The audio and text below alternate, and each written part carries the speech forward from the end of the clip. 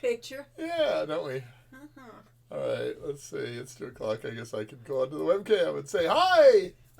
Did you say start stream too? Yeah. I did. Okay. The stream is streaming. Oh, good. And Chiron has been sitting here at least an hour. Oh, poor person. I hope you've been doing something. So you do hear voices over the on break screen. I was wondering. Yeah. Well, that's good to know. We won't have to, if we know better, to say things embarrassing to us. Yeah, but I like starting with the on break screen because Lori does a lot of work making these. Let's see, here we are. This is this one. Thank you all. Yes, thank you all. Sammy on the left, and Tilly, and then Ifeo on the right. And we're taking about 5 years each to make games that ought to take us a year or so. Yes, it's at least rather... at Sierra, they took us a year. Yeah, well. I need to move back, I guess. Yes, just a bit, yes, so we can slide in together. There, that's better. Now you can't reach the keyboard, so we can't do anything. But other than that, okay. Yeah, scoot up then. Yep. No, yeah. Now we lose everything. Okay, hi there, everybody. Happy Thanksgiving weekend for all people who celebrate. Is it really? Okay, yeah, it's only 5 days. 5 days away. Let's see, Saturday, Sunday, if Monday, you're Tuesday, not Wednesday. Canadian, who get to have their own. They already had theirs. Yes, they had theirs. So. All right, so in 5 days is the Thanksgiving holiday in the U.S., and that's always relevant to me because my birthday is always in the vicinity of Thanksgiving. Yep. So end of November, and so that's why Thanksgiving I've always loved turkey and cranberries. It's the cranberries, mostly about it's cranberry sauce. It's all about the food, yes. The food. Mashed potatoes. A lot of times you have peas, but not necessarily. Sweet potato casserole. Pumpkin pie. I love pumpkin pie with lots and lots and lots of whipped cream. Well, we usually had corn casserole. We had creamed corn casserole in my family, and we had Waldorf salad and other things. Yes. Ambrosia was the one that yes, I had never heard of. That, when we stayed with Lori's great aunt in San Francisco, we helped her make the ambrosia, and my job was to hand whip the cream, which felt like it took bloody forever. It did. In a hot apartment in San Francisco, it takes forever to whip cream. You're supposed to have it cold. But hand whipped cream is 10 times better than the canned stuff. Yes, real cream. It is really amazing. Yes. If done right. Yeah, well, yeah, if not turned into butter, which you really don't do if you're hand whipping it, let's say. Yeah, you'd have to really work at it to turn it to butter. Yes. It was a bit strange, says our little hero, that the hero had a traditional Halloween setting adventure, but not one for Christmas. Instead, he went to someplace warm. Yeah, well, he started out in the beginning of the year.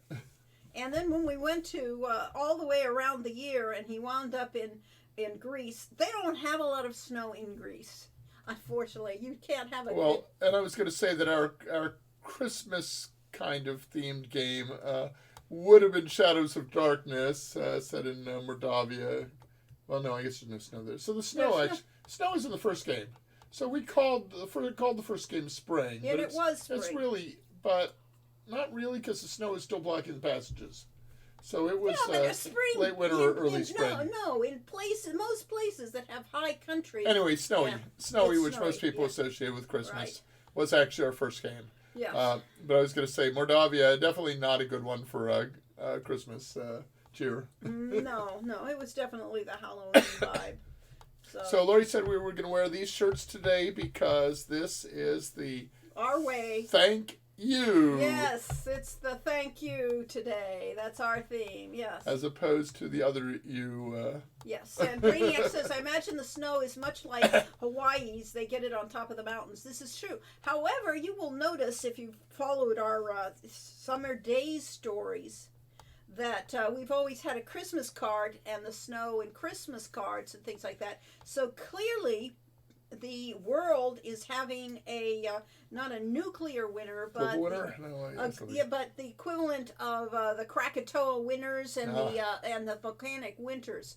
That we're having snow down in the Mediterranean. So there's something going on in the real world, the outside world that we won't actually get into. But and besides, when we're having summer in the northern hemisphere, they're having winter in the southern hemisphere. So yes, but they're not. So they're in the Mediterranean. Mediterranean is nice and pleasant year round. But I was thinking, New Zealand and Australia, they're having snow in their summer. Well, our summer. Yes, but They're maybe it July. depends on where they are. Yeah. Again. But so yes, both Sean and the kids here, the kids at school, Ifeo and that. Well, Ifeo would have seen snow for the first time, in coming up here to this school, because his area is almost on the equator, so they didn't get the snow there. Yeah, but they don't have much snow in Sardinia either. Well, I said that they have been Up in the because mountains. we had Okay. Corey. Because of the weather. Did you listen? Yes, I was listening. Yes, well, because we did the Christmas cards. So it's all about. So all the Yuletide So cards those, showed all snow. those Christmas cards you're saying, all those Yuletide cards you made, Or really canon. are really having to do with global cooling. Yeah, well, it's canon. They're canon. It's climate change. They did play those games. They did ride on a magical sleigh, or at least Sammy did, and things like So that. is there happiness and Thanksgivingness? It is. Everything is happy. Yes, it's like he never heard Kevin complain about celebrating Christmas with a palm tree in Home Alone 2. Yeah, well, Christmas with a palm tree has been the story of anybody who's lived in, the Bay Area or down here. It's palm tree anyway, everywhere anyway. So, it's not as festive except at night when you put on all the lights and you can't see the snow, so that's it. Belzar said, made it. Hello, all. Hope everyone is well. We're all well here. And good mornings, heroes on a quest. Thank you, Mariusk 007. Yes. Marius K. So, I assume. huh? I assume it's Marius K.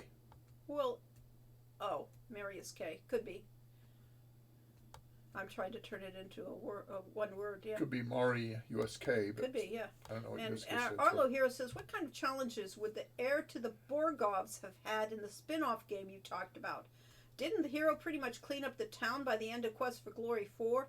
Well, he cleaned up cleaned up a lot of social problems, and he cleaned up a lingering, potential destruction of the whole whole region. But there's a castle there. That castle has goons in it. That castle had ghosts in it.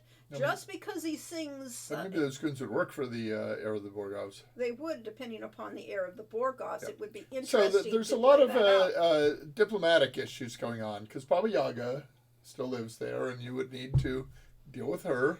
The Fairy Queen is still there. Still around. No, she won't be around because once the staff is taken away, she has no interest in this place. So she'll mostly go back to her own parallel world. The Fae will go back to their world and probably ignore this unless the heir to the Borgovs actually has some power, in which case, she is really, pissed and everything else. But we still have wraiths and ghosts and such in the forests. Oh yeah, there's that. I don't know that we've truly destroyed the cult of the. Have we? The cult of Amontillado? Well, we haven't really. I mean, they were trying to get the Dark One to rise as Vuzel, but there's always another still Dark nasty One things in the somewhere. swamps. Yes, and there's nasty things in the swamps, and there's all those, So it's not exactly a heaven on earth after. Right, and somebody's got to do something about those will-o-wisps after all. And actually set the souls free of those children that are kind of lost children trapped in the woods forever and ever. So there's lots of Chernovoy, yes. So plenty of adventuring opportunities still. The Abbey is definitely torched, but we never went down into the real basement of the Abbey, did we? So yes. Secret sub-basement? And Arlo, did you have a storyline planned, or was it just rough ideas for the game? Oh, absolutely not planned. No. Not for that at all. No, we were never coming back to any of these places. We would have gone somewhere else. But the idea of opening these places up and actually do this is something we're happy to talk about and think about. Because we have many storylines planned, many for many games that will never be made. Right. But this one in particular, I had not considered until we started talking about it. Although, what if we take our... I'm sorry, go ahead. I was just saying that we had not had this particular storyline until we started talking about it with you people. So, Yeah. yeah.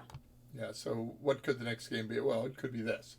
So I was going to say we should actually take our portfolio of game proposals, and then in 5 or 10 years, when it's matured a bit more, hand it off to an AI to make the games for us. Oh, yeah, right. Mm-hmm. Yeah. And so all of our games can be made someday. Yeah, who knows? We'll give them all away for free. No reason to charge for them. Exactly. This was actually a thing you wanted to write. No, it was an answer to a question of. It's a speculation, and I love. This is the best part of game design, is making up what it could be and figuring out how the things tie together, and like who is the heir to the Borgoths? What's his mysterious past, or her mysterious past, and why are they just now coming? You know, there are all sorts of possibilities with this. Yeah, so one of the questions you ask yourself constantly if you're creating a fantasy game or writing fantasy is, what if? And science fiction, of course, also. Oh, yeah. And so that's the question we always ask is, what would happen if this situation occurred? And then the other factor you have to take into account is Lori's nickname for me has always been easily distracted. So I am one who is very prone to go off on side tracks and trails, and so the entire game of Quest for Glory 3 basically came from a conversation with Ellen Guan Beeman in the Halls of Sierra, in which she said, "I know where your next game is going to be. It's going to follow up on Rakesh down in Tarna." And we said, oh yeah, that's it. And That's of course, we had put zero thought into that until that time.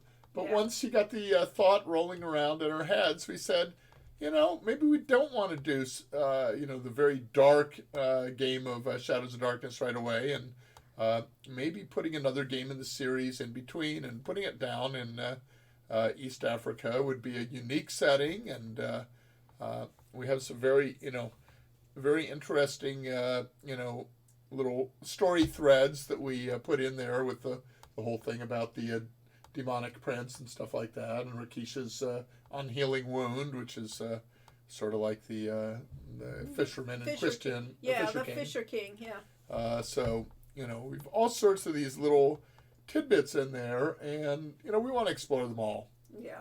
But as we've seen with our last couple games, each being planned for taking about a year, and each taking us about 5 years, we're kind of running out of time to do all the ideas that we think of. Arlo says, remember how Diablo always begins with the tavern owner saying, "It's been years since you've been gone," or something, but no one understands why. Maybe there's been a game about the long-lost Boyar coming back, but no one knew. Sort of like Leisure Suit Larry and the Lost Discs. Ah, yes. This is the lost game of the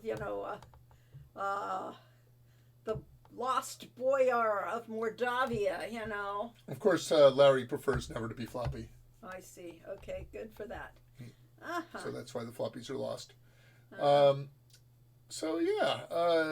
The other thing, there was my brother's favorite comedy group in high school was Firesign Theater, and they have one of their albums starts out with a scene in a tavern. Let's see, where the guy says, that reminds me very little of the time when, and then goes into this scene with the Theosophist raising up the devil and doing a pretty good job, had him about 3 feet off the ground, that sort of thing. So just pure absurdity, but I love that phrase. That reminds me very little, because you can change tracks to anything at that point. And Magic Pig Detective says, yes, Fireside is the best. There we go. Yeah, Barry had all their albums, and I listened to all. My favorite was Waiting for the Electrician, or someone like him. Okay. And all sorts of lines that I've been quoted from them over the years. Forward into the past! Yay. Yes. So, at any rate, what we planned for this one was just simply to thank you all, and so however we can. Oh, but let me stay off of this distraction for one more minute. was that the actually the members of the Firesign Theater lived in Santa Barbara, and at the time I was going to school at UC Santa Barbara, they had the ongoing joke about their character George Papoon running for president, and he was running under the slogan of "Not insane," and he said he was the only candidate who was certified not insane on the grounds that they gave him that certificate when they released him from the asylum. And so they did a tour of and filmed it for one of their video promotions of George Papoon being driven around in a convertible around the UC Santa Barbara campus. And of course, that was my convertible they inherited from my parents. Your convertible, yes. Yeah. I drove George Papoon in his victory drive. So, onto the Don't current crush stuff. that dwarf. Hand me the pliers. Yes. Yes, we do know quotes from that thing. Yes. Many quotable quotes. Yeah, which I've never had the context for, but they probably doesn't matter because they really didn't make that much sense in context. Yes. But in reference to this stream, they did make us happy. Yeah. And Arlo Hero is, do you have concrete ideas for spin-offs other than the Quest for Glory 5 expansion pack? No concrete. We had proposals. Yeah. Proposals are, we had the series with the kids that would take place. It would start in India, and it would move to China and at Japan. And so we would travel with the kids, kids, I quote, one hero, but it could have been your choice of who that hero was. Well, we're not talking kid like young Sherlock Holmes. These would be, adults. Well, they'd be 18 the next years old. generation, They'd be the next generation. Next generation. And they would be your choice of whether they were spawns of Katrina and the hero, or spawns of Irana and the hero. And that would govern their personality. And that would say what skills they had by who you chose to be their mother. I want to play a teenage Noir. Yes. Well, that would be, right, exactly. Cephalus Squad says, good afternoon, everyone. So, the idea would be that these characters would be extremely different, and it isn't just character class, it's also personality, because having grown up with Katrina for a mother, it's going to color the way you see the world. And nothing Yes. we've ever done has ever been concrete. It always changes and develops, Over the process, during yeah. development. Yes. Yes, Quest for Glory, the next generation. Yes, really, exactly what That it was is exactly supposed what to it be was to supposed us. to be, yeah. That would have been Quest for Glory 6 through 8 or whatever. Right, and let you guys pick Or 10. the personality, the character that you wanted to play. And you wouldn't be required that you had saved a game and that we take your saved character and put the stats in, because that isn't necessary. The key things that would be is the skills. And because we coded the person you married with a certain amount of skills, then we could judge what skills you inherited from your parents. And in theory, one could make a game by making a detailed proposal, and then by planning out the whole thing, storyboarding out the major sequences in it, and having the plot and all the twists and all the options pre-written, and then start refining and turning into a game. But we've never done that. Yes, we have, Corey. We had storyboards. Yes, we but- had to do the whole thing. I had to. All right. When you weren't doing them, I had to actually do that. We had storyboards for the whole game, but of course everything was improv when I actually went down to write it. Yeah, that's what I'm saying. But the main, all the plots, the puzzles and things had to be And in done. Quest for ahead of Glory 2, when we had the storyboard, I was fully part of that. So. I always felt that Katrina had grown up in the Mordavia area. Something about the way she comes back claiming the Borgovs are dead, but she's a distant cousin. There's a feeling of homecoming, or of trying to get back to some semblance of her life before it was destroyed by being turned into a vampire. But I guess that wasn't what you guys were going for. No, that was exactly what we were going for. Yeah. Katrina was definitely from Mordavia. From the area. You wrote all that stuff. No, I didn't. I have read your stories. I didn't have her come from Mordavia Somewhere in the individually. area. Somewhere in that area. Yes, She was but in the Balkans. clearly she had to be from that area originally. But she did not stay. That was her childhood. She did not stay there, and and all of the incidences that shaped her were from other places. So yeah, you're right. That's probably exactly why she did all that. Okay, let's go I'm find, gonna find the Women of story. Quest for Yeah, Glory. you can find the Women of No Quest. collections yet. Women, 7. Women. There's a keyword. Where's 7?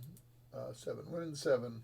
Mm-hmm. So I'm over here on my desktop, and on the desktop I am looking at our Patreon, which everybody should go to, and here's a link to... It's weird not having the keyboard in front of me. There's a link to our Patreon in the sideboard, and you should all go to that regularly, and you don't even have to... Be a member. You don't have to be a member. All right, what read we're our stuff. trying to We find. should earn money. Oh, I should do that. I should earn money. Mm. I was trying to search Yeah, for so women, women, and yeah. oh, here we go. Daughter of Darkness, Katrina, Part 2, and the Dark Mistress of Mordavia. Yeah. Okay. Show more. All right. All right, and here is. So these are ones I posted in fall 2020 because that was kind of Quest for Glory season. Yeah. So tell me everything there is about Katrina. I don't know. I'd have to reread this. Mordavia. This is. This is the. All right, this Lost is, Dennis. This is the this whole is all- story This of. is the story of- during that. Yes, that is. This You- isn't really her no, backstory. that isn't her backstory. You have to go back. So let's for go up to Part 2. it. Mm, Katrina, Part 2. let's see. No, it's just telling. It's just telling Quest for Shadows of Darkness. It did not actually tell. There we go. She grew up in the city of Slavia in the Slava. Slava. She was the daughter of a knight's mistress. Now, we never said who that knight was. It says Katrina grew up in the city of Slava in the kingdom of Vakia, which I guess is like Czechoslovakia. Yes. I'm not sure what Slava is, but it's the Slavic area. She was the daughter of a knight's mistress. So is that knight actually Gerhard? No, God. Besides, the era, that was Timing. years ago. Century ago or something. Century ago, yes. All right, Katrina grew up on the edge of poverty, never knowing if her father would... You should read this since I can't read. I see, yes.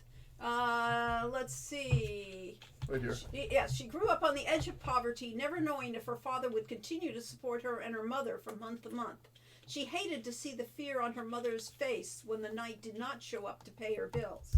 However, when the knight did visit, Katrina soon realized that her father was as charmed by Katrina as he was by her mother. Katrina learned how to wrap him around her finger with just a smile, a hug, and a "I love you, Daddy." Her father wasn't the only one. All the older men in the neighborhood enjoyed her friendly smile and cheerful greetings. Sometimes the old men would give an apple to share with her mother.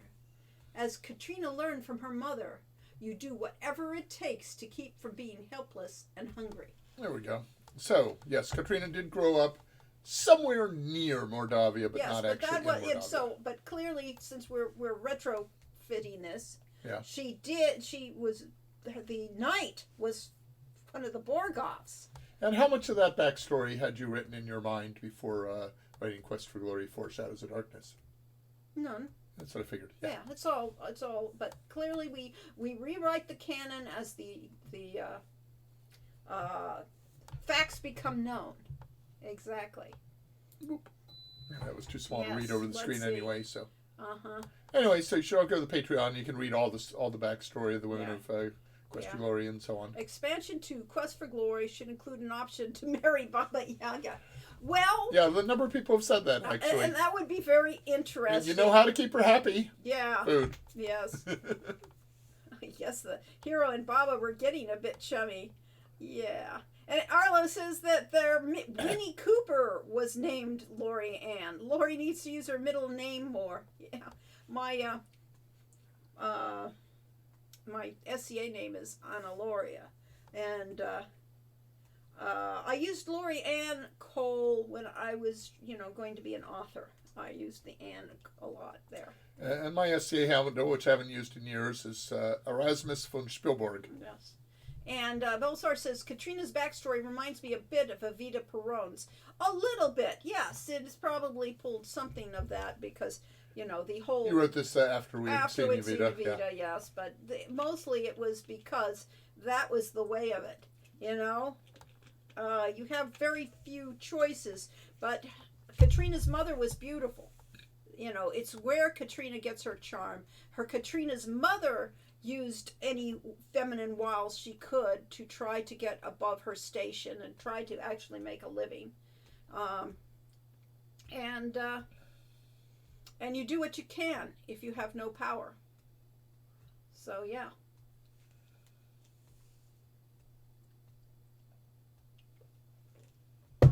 Yes, and it says Katrina had a series of boyfriends. These were older men who were thrilled to have a sweet young thing to flirt and cuddle with.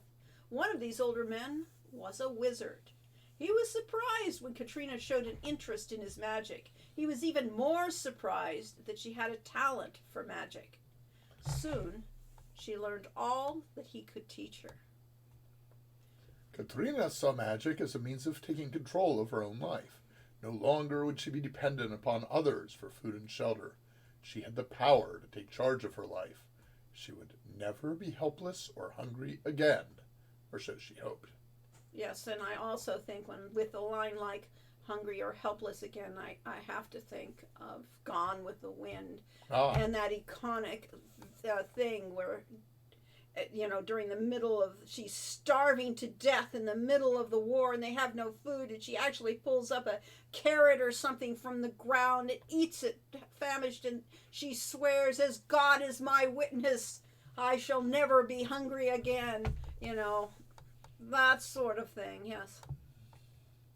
I guess my interpretation of Katrina was always that she was more of a good girl until being turned into a vampire, and probably used sexually by the vampire master destroyed her life. Afterwards, she just had to make excuses to get what, in some ways, was just fairness for her after she'd been through, albeit at the expense of others. I don't see her growing up as being manipulative. Oh, well. Yeah. Not Laurie's vision. Yeah, not vision.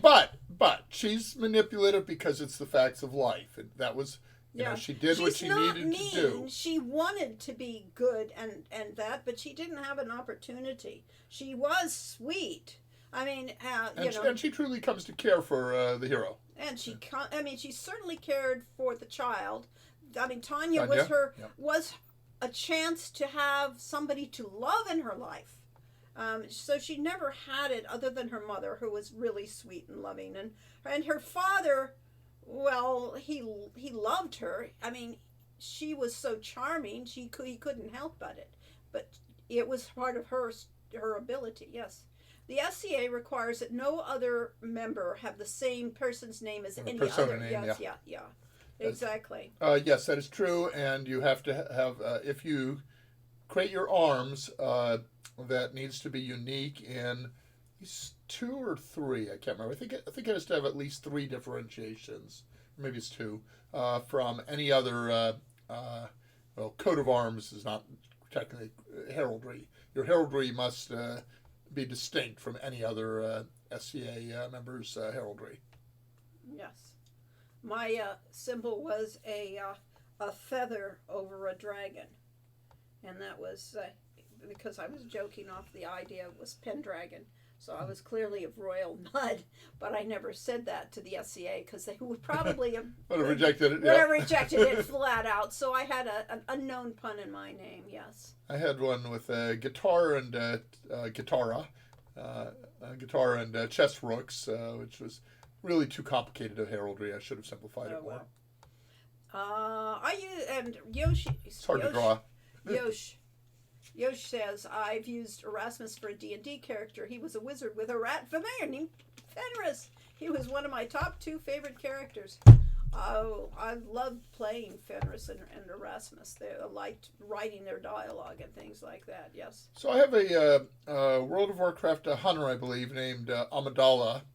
And when I created the character, I pulled the character name. There's a automatic name generator, and they gave me a name like Dala or something like that. And I said, oh, let's see. Amidala sounds really interesting. And it wasn't until somebody came to me and said, original much? It hadn't even occurred to me that I had pulled the name from Star Wars. To me, it was an original name that sounded neat. So, do that a lot. I had a D&D character named, a warrior fighter named Bladgrath, and it wasn't until after I'd played him a while that I realized that it sounds an awful lot like Bad Breath.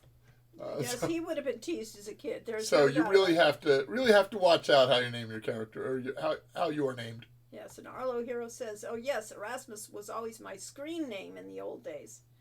And Bill Kuhn says, she's not bad. She's just drawn that way. Exactly. Yeah. Except Katrina didn't quite have that Veronica Lake peekaboo hairstyle. Oh. My gosh, you guys are getting references that are... They're old for us. Yeah. In Quest for Glory 4, you could jump. Are we the youngest people in this stream? Do we only appeal to people in their 80s and above? Oh, God, help us. But in Quest for Glory 5, you couldn't. Was the reason because it was harder and more work to have jumping implemented with the system you had for Quest for Glory 5? Or was it because you felt you didn't need it? I think it was because I didn't remember we had jumping. There were a lot of cases where I had to, You jump in Quest for Glory 4? Yeah, I didn't know that. How do you do that? Good Lord knows what was the interface for it. In 5, we could have done it. I mean, we had the ability to swim. We certainly could have gotten the jump. But again, if I gave them a jump, that meant we had to have puzzles for jump. And we weren't going to be a platformer, that's for sure. Yeah. So, Amidala sounds like some mathematical design used with a spiroglass. Yeah. Well, it didn't stop the hero from jumping on the bed in Quest for Glory 5. Well, that's good. Yes, yes. It was, when I was a teenager, I went to a concert. Boing. Boing. Yeah, okay. Went to a concert in Philadelphia, and I can't remember the main group. Might have been The Who. But the backup, or the lead-in group, whatever they call it, was a group from Canada called Mandela that I got to work for, handing out their little postcards and stuff to people in the audience to try to publicize the group, for which I got backstage access, which was really fun. Oh, cool. But they did some nice music and too. Brainiac said that Hero clearly learned from the Antwerps. Yes! And Sir, how date? I am in my early 40s. Okay, good.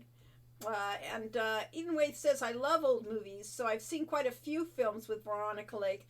I never actually watched any of hers, but I mean, she was iconic. I've always had my hairstyle with the Veronica Lake, because I can't stand it in my eyes. But yes, she was quite a icon for a long time for the 40s movies, yes. Lori had short hair for a while, but I said I liked it long, so she grew it back out, undoubtedly for me. Either that or she doesn't like cutting it too often. Yeah, and Brainiac says, I've only just begun yelling at urchins to get out of my yard. Yeah. There you go. Yes. And, we have a simple solution. We don't really have a yard. And jumping, he's talking about the combat sequences. That's because right. The combat, I mean, to do that combat in Quest for Glory 4 with the Street Fighter style combat, it called for you jumping and ducking and things like that. It was I liked that. I love that interface. I love that combat, and we got more bad complaints about it. That they didn't like it. They wanted to go back to the old pointy, sticky. Yeah, because I really think Quest for Glory 4 was the pinnacle of our combat systems. We used a different combat system for every game, as it turns out, to some degree. And I know it wasn't your game, but did the people who worked on Laura Bow ever explain why Henri Dijon is such a jerk? Such a jerk? Jerk. Yes. I mean, Lilian. Lilian opens up to him and he tells her he never cared about her. And she was just his sister's annoying kid. So yes, I played a character with an intentionally fake French accent in D&D. I feel like the actual good ending is the one where Rudy kills Henri and Laura spends the rest of her life wondering if she did the right thing. I like that. I don't know, really, honestly. We never talked. We hardly talked to the other developers. Was that the real Laura Bow? The one I consider to be real Laura Bow, which was the Bruce Balfour's Laura Bow. Dagger of Amon-Ra.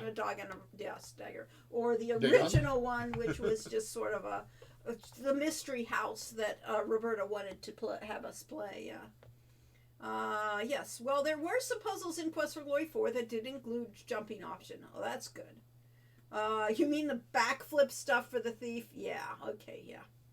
I mean, from the beginning, we had dodge and parry as, and I think duck. Maybe duck came in a little later, but we had dodge and parry from the beginning of Heroes Quest, but they were abstract. Yeah. And Brainiac raises his eyebrow. You favor a sexist, conniving bastard like Rudy winning and Laura shooting an attempted murder victim? Yeah, sounds right. Yeah. Well, front flip anyway, yeah. It was the original. Oh, the original. Okay. Oh, really, huh? Well, the best I enjoyed Dagger. Actually played that before Colonel's Bequest. An interesting combination then. See, I always read book series out of order. So I read Lord of the Rings before I read The Hobbit. Yeah. I read the second book of the Foundation trilogy before the first one. Yeah. So they all work that way. I love the concept of Laura Bow.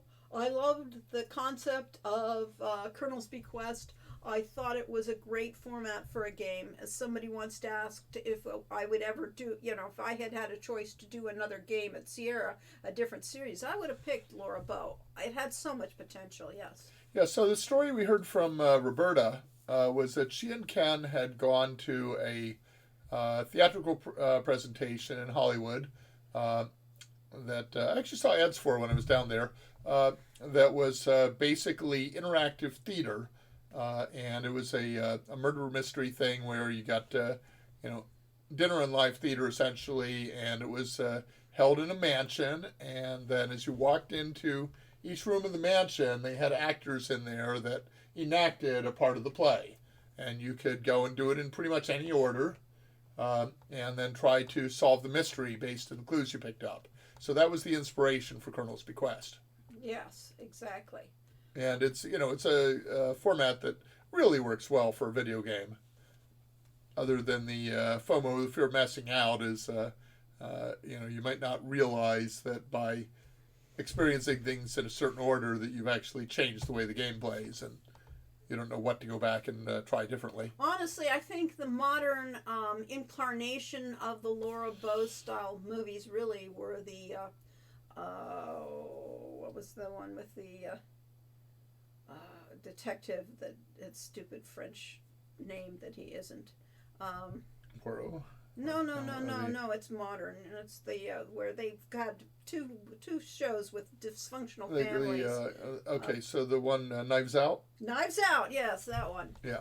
I felt like Knives Out is the correct modern implementation of that style game, where the audience, the viewers get to do the same thing of seeing what's going on and getting to reinterpret the story as more of the story gets shown again and again. Was the Glass Onion the sequel to that? Yes, the Glass Onion was the sequel. Yeah, the Glass Onion definitely had that aspect of video game-ish, and yes.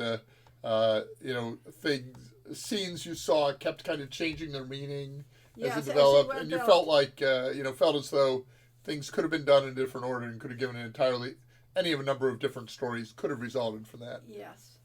So you used the word honestly, clearly pulling that from OSU Brainiac, who said, honestly, Dagger and Bequest are separate enough that playing them out of order isn't spoilerous or problematic. Spoilerous, that's the word.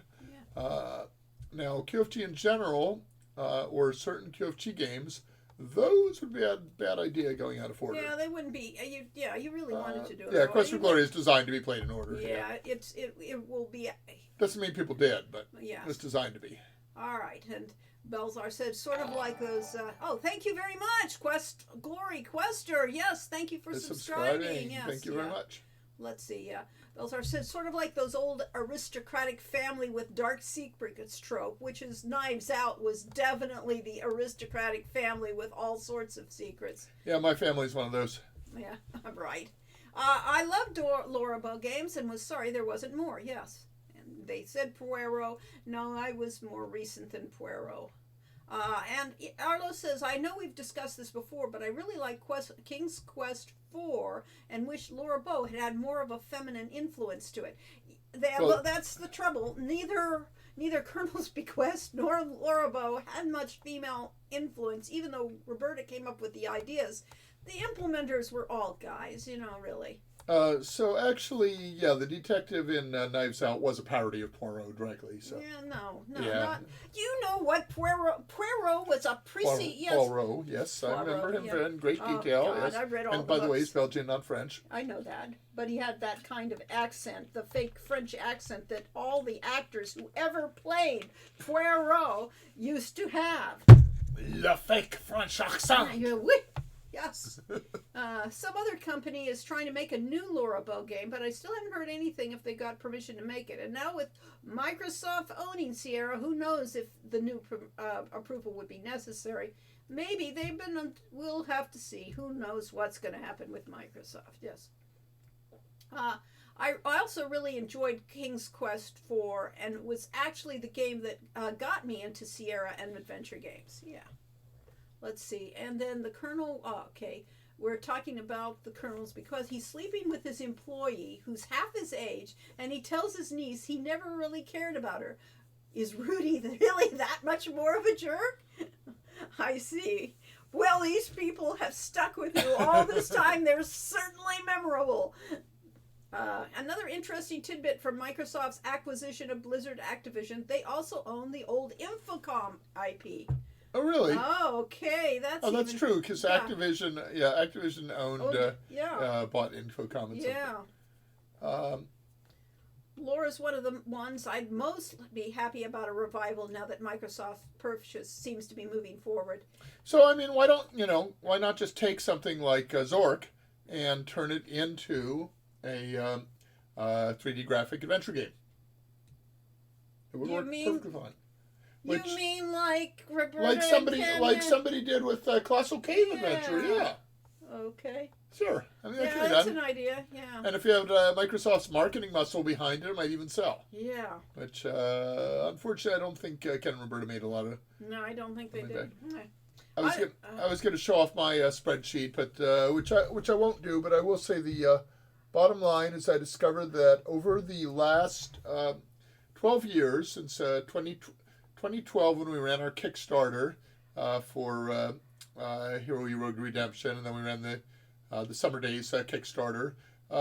We have over those 12 years made a net income of negative $3,165.71, which doesn't sound too bad, but that includes our investment that we've put in of $220,000. So we've effectively had a negative $223,000 over the last 2 years. Where are you finding that line? That's down here. This is the. Oh, yeah, I saw that part. This is our net income. That's negative 3,000 is our total net income, but that's total net income including our $220,000 investment. And that's the parentheses means it's a negative. Parentheses means it's a negative number. Yes, this is a accounting standard. Maybe I should show this off. You could, but I don't think anybody really. But our investor Wilson Tsai is also negative about $200,000. Yeah, so between us, we put in about $500,000 more than we've gotten out of it. Yeah. So it's been a rather expensive hobby. And let's see. But what was my point? I don't know. Other than my point is we were going broke at the time we started Hero U, and we decided this would bail us out. And We Little were did I know. wrong. Yes. Little did I know. Going to work would have been more practical. Yeah, Brainiac says, considering he's willing to kill and practically assault said employee, yeah, there's an argument to be made. Is What, this that about- they all should be shot? Both those guys should have been shot? Yeah, I mean, I think that's the real message Yeah. to Seventh Cast and Colonel's Bequest is they're all bastards. Yeah, let's see. And Belzar says, I think most, if not all, the male characters in Colonel's Bequest had issues. None of them were very nice guys. And Cephalus Squid says, Poirot? Poirot? How are you pronouncing it? Poirot. Poirot. Poirot. Poirot. Poirot. Poirot. Poirot. Poirot. Poirot. Extra in the David Suchet series were all amusingly bad. Yeah. American ones might be the funniest, yes. And thank you, Hey, Arrested Arrested Developer has subscribed. Yeah. Yay, thank you. Okay, and Brainiac says, I do find it amusing, annoying. Both Laura Bow games had femme fatale blonde French women. I wondered if some folks at Sierra had an axe to grind. Might be that the graphic standards of the time made it relatively easy I to. think it falls into the sexy French maid trope. You're probably correct. That's what they really wanted, to have a sexy French maid. Yeah. And Arlo says, okay. It's either that or nurses. Would it make you happy if I said Laura should have let Rudy kill Henri and then used the one bullet to shoot Rudy and kept the treasure for Now herself? that would be There's the true end. heroism. That's the alternate ending you wanted to play. Yes, if that could work, she shoots Rudy in self-defense, right? Oh my gosh, Yep. I'm so sorry. Yes. Then Brainiac says, Was there Tracer in Laura Bow? I didn't know that. Okay. Yeah, all right. Well, Dagger of Amun Ra, there's the dagger. Yeah. The later Zork trilogy, Return to Zork, Zork Nemesis, and Zork Grand Inquisitor were graphic adventures. A bit hit or miss, but enjoyable, I feel. Oh, okay. And there was Zerk Zero. It's I pretty don't- wild how much is now under the Microsoft banner. Yeah, well, Well, that was why Europe, or England, UK Yes. in particular, tried to block the yeah. acquisition, as they said they're going to own everything, and that's going to be anti-competitive. Okay. But right now, the game market is anti-competitive. There's, maybe 3 big companies that make all the money. And back to Colonel's Bequest / that. I don't think Rudy was that bad. Making passes at people isn't terrible, and he doesn't kill anyone who's a decent human being. Now, there we go. Henri's a bastard. Rudy's an attempted murderer. Matter of degree. Okay. And Inouye says he finally played the 7th Guest after 30 years. Not particularly a fan of trying to figure out how a lot of the puzzles were supposed to work. Yep. Some guidance on the end goal would have been nice. I don't mind the campy acting, though. That was full motion video. Yeah, my problem with a lot of these games is that, you're presented with a puzzle is thrown at you, and there really isn't any guidance. There's one in World of Warcraft that started out as an engineering puzzle, but they ended up making it a number of places. That basically you've got a bunch of lines crossing each other, and it turns out that the goal is to untangle those lines, but they don't actually tell you that. No, they just give you threw this into thing. it. Yep. And when it was an engineering puzzle, it was a tiny little series of pixels on the screen because it was tiny. They finally realized, it would be easier to play that game if we made it full screen. So, yeah. At any rate, let's see.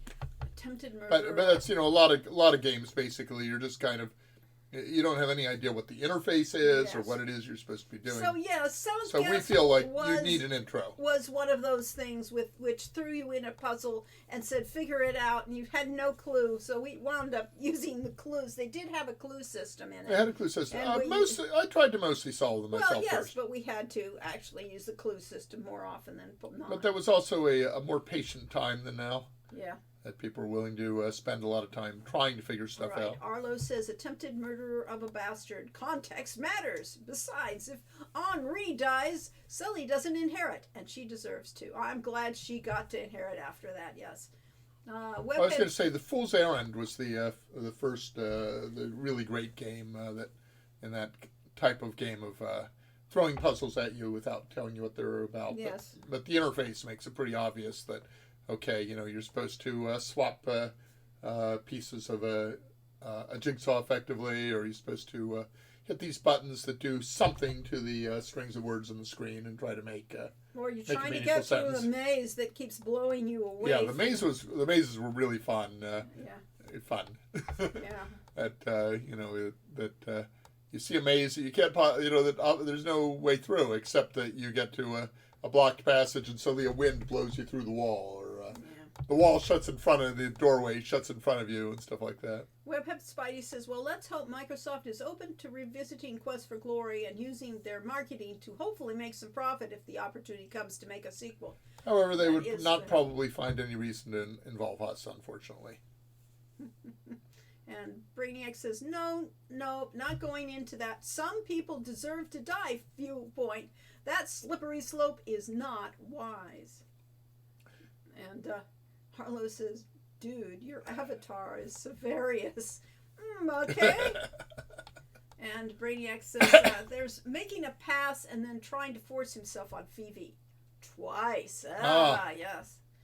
My avatar is not my personality or my ethical landscape. I'm merely a character I enjoy as a character, not a person. If he were an actual human being, Sev would be horrific. Yes. Sev. Okay. I don't know who he is. Yeah, I don't know the reference. Fool's Errand. I still play that every now and then. A Fool and His Money, too. Did you? Oh, okay. Yeah, I supported A Fool and His Money, which I thought was a really appropriate title for a game when, It took 5 or 10 years after I put in the money, I still hadn't gotten it. But he got it, yeah. But he did eventually come out. I haven't played much of it. I kind of, as I say, we're no longer in the era of patience. Yeah.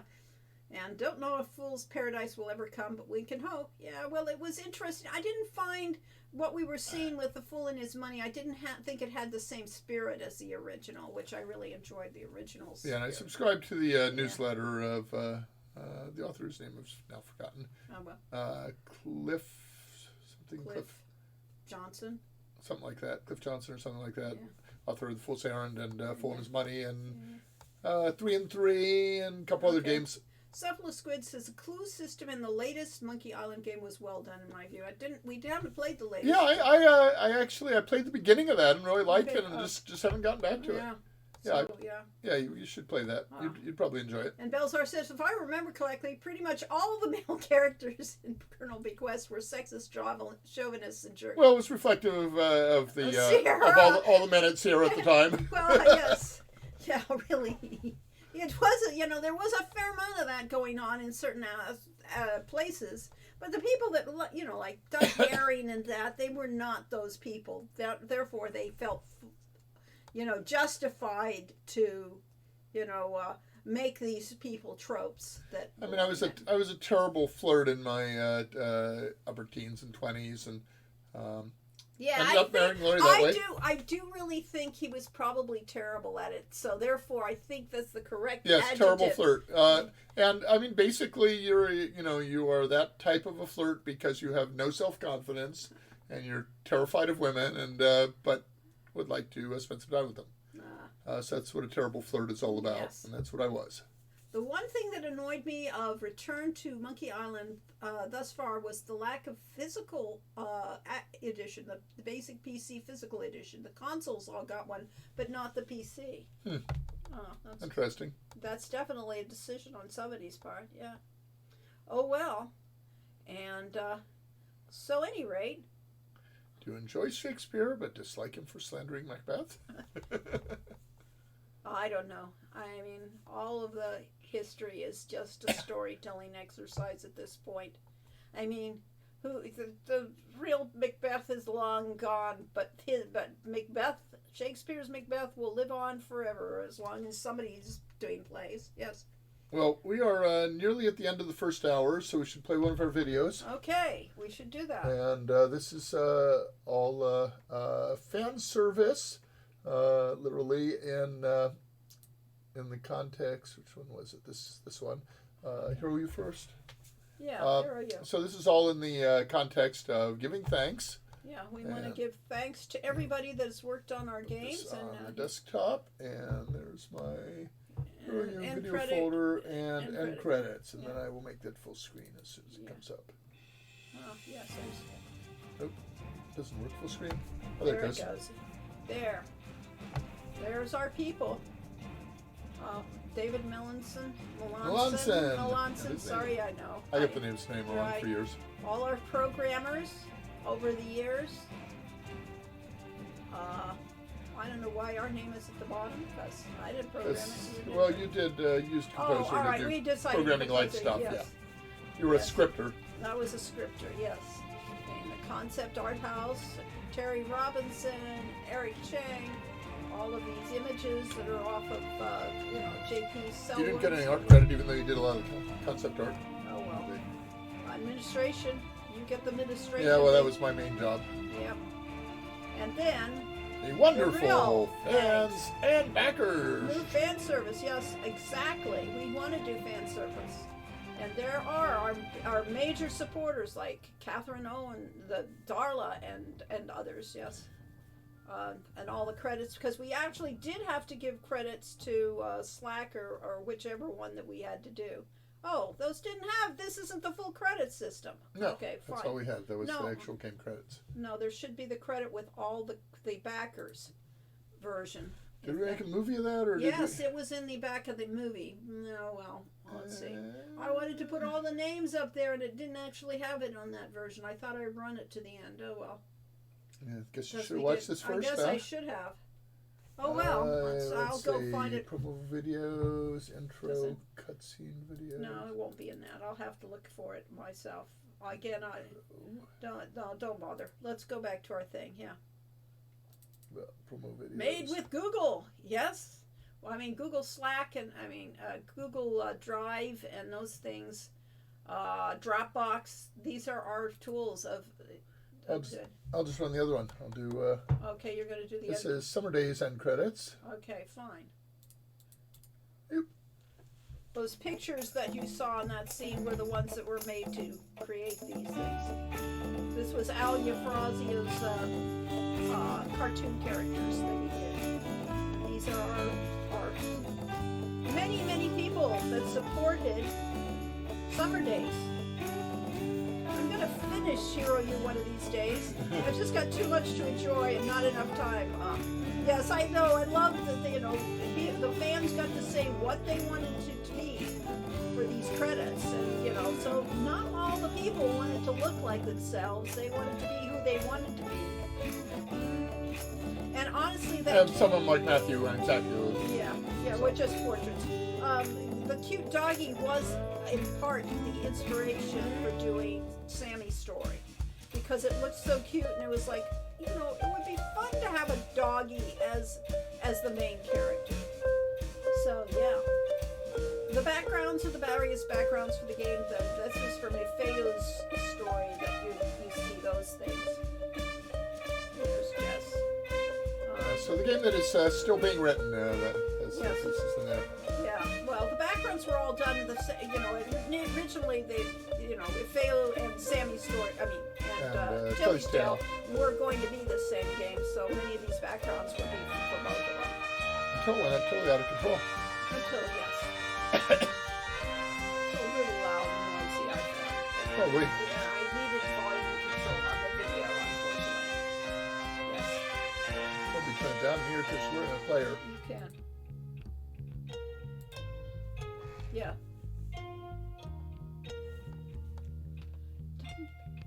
Let's probably give this to those. What? Oh, yeah. Yeah, just reopening. It'll There. eventually go away. So you see, there were a lot of people. Sweet Polly Purebred was a backer. Lots of people. Ravi Robbie Shaw. who came and visited us at Sierra. Yes, and I visited once. Worked at Microsoft, right? Huh? Robbie worked at Microsoft. He may have gone to work. When I knew him, they were still, he and his brother were college students, and Yeah. I had gone down to, I saw him at Westwood, Universal Studios boardwalk area.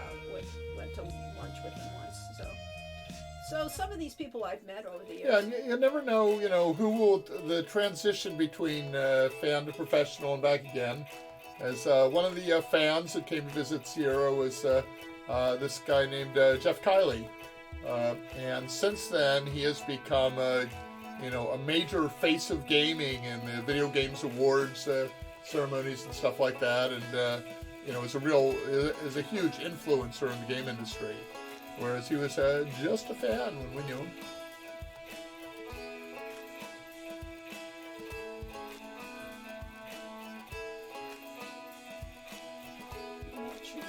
USU Brainiac is going to finish Hero U one of these days, and we'll have a double magic, a double science, and a double first aid. And a magic science split playthrough, all completed eventually. Good luck with that, yes. We wanted to make sure you had a lifetime of gameplay. Yeah, you get your money's worth out of that. Yes. Which clearly says we should have sold Road to Redemption for $100. Maybe $1,000.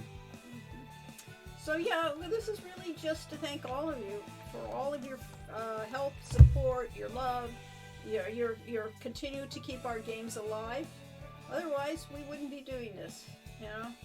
It's all about you.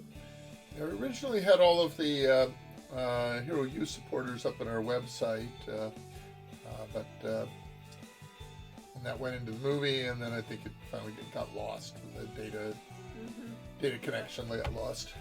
To be fair, I have about 8 playthroughs of Quest for Glory, so half that for the only one game should be easy, quote unquote. Yes, indeed. Yeah, as long as you don't have any distractions like other games and stuff. Life, work, etc. Oh, well. The other things that go on. Yeah, exactly. This guy sent in, Justin sent in the picture of him riding a horse, so we put his horse in every, in Road to Redemption and in this one, And this is the Suck Blue Frog. Ah. With the Razzle Dazzle. Yeah, he's drinking Razzle Dazzle root beer. So that's so you know Root and that. Tootin' root beer. Erasmus Root and Tootin' root beer. Yeah. The frogs Let's say. see, pesky world of the pesky rest of the world always intrudes. Yes. I wish I still had the time to play through Quest for Glory. I need some serious vacation time. Clearly, you need serious vacation. Haha, love the frog sucking down the root beer. Yeah, it's not fun. Yeah, and here's the entire group on the shores. Sardonia. Yes, indeed. Our son. Thinly There's our veiled son over Sardinia. here. Son is the one that's blocked now entirely by our face. And we normally made food jokes for all the our Med C locations, and so the city would have been Calamari. But the problem is that the capital of Sardinia actually is Calamari. Yeah. So we changed it to Caligari to go with the cabinet of Dr. Caligari instead. Although Hero's trip to Israel got canceled. I just read a thing about a couple who had pre-ordered I think it was a $37,000, something like that, cruise, half of which was to go to Israel locations, and they were revisiting the Holy Land, and all of the Israel leg of that got canceled, and they discovered that, those things are non-refundable. Doesn't matter what they change. Yeah, well, they were probably, if they could afford a $30,000 cruise. Then we don't feel as sorry for them as we should. Yes, we probably can, suck it, yeah. Well, Lori and I have a expensive UCSB alumni trip coming up to the Baltic, and we'll be, it's called the Grand Danube. We're almost making it to Mordavia. Yeah, we'll be very close to Mordavia. Well, we'll see the areas around there, so, And we'll be relatively close to Silesia Games in Poland when we end, and when we're in Prague, and not too far from Ukraine. Yes, and Perhaps. where did the cheat code Razzle Dazzle root beer come from? Well, we had, so the idea of those cheat codes was you always wanted to use words that were already in the game vocabulary, so you could type them in without it giving away this is a cheat code. And we had a thing about Erasmus Root and Tootin' root beer in the game. So somehow it went from Root and Toot and Root Beer to Razzle Dazzle. But it was always done for QA purposes and debugging. Yeah, for the programmers and the QA people to be able to test different parts of the game and get to places where they shouldn't be. So yeah. And for combat and stuff, you'd want to see, okay, what happens if my character has, very low stats late in the game or very high stats early in the game? Does it unbalance combat? Is the game more fun or less fun, and so on? And a lot of those are, ambiguous answers. They're not. There's no clear solution. So to that. it predated our games. They had already had the concept in previous games, and so. Well, they used to have just a hotkey. So they had a hotkey that put you in debug mode, and Ken Williams demoed, or visited LucasArts and showed him the showed off some of the games and said, "Oh, watch this," and then used the hotkey to go in debug mode and tweak something, and then did it. And meanwhile, their engineers were watching and saw what key he pressed, and so that got them into our debug mode. At which point they were able to reverse engineer all of SCI and all of our games. And after which Ken set down the rule that people from Sierra were not to go to conferences or to interact with developers from other companies. Yeah, and Brainiac says, if you can afford that expensive of a cruise, you can probably eat the cost. I feel sorry for them. And but more than that, I mean, they're just tourists that got stiffed. But God help us, this is a horrible situation, and yeah, we worked on the Bob Marley game with, is it Elon? Huh? Oded Sharon. Oded Sharon, who's in Israel, and he's posted stuff to Facebook of the stuff he's going through, and where, the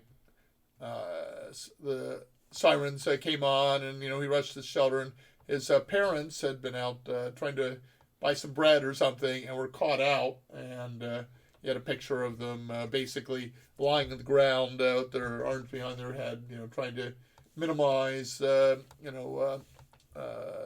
breaking your neck from reaction of a bomb hit nearby and so on. So, it's really scary stuff going on. And, it's interesting because to me, some of these world issues just seem really obvious, like Russia invading Ukraine. Okay, they didn't have to do that. And that makes Russia, no matter what, disagreements they may have had with Ukraine, invading them is wrong. And Hamas coming in and doing this terrorist killing and kidnapping of multiple Israeli citizens, just plain wrong. But we know also the context between that is stuff had been going on with Israel and Palestine for decades.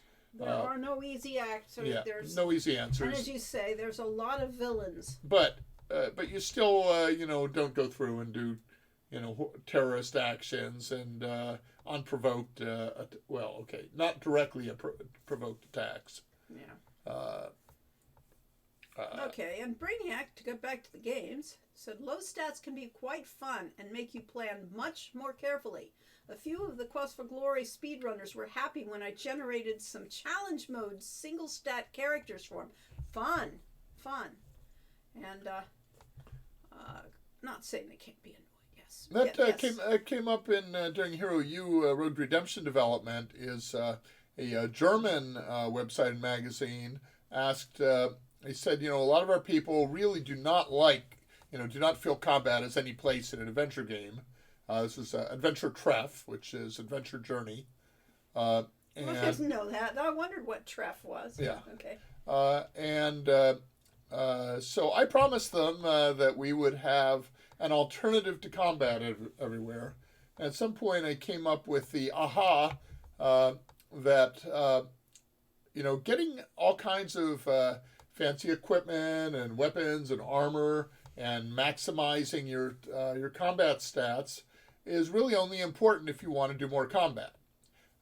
And so if you are avoiding all the combat by using stealth or by using solving puzzles and so on, then you don't actually need the treasure.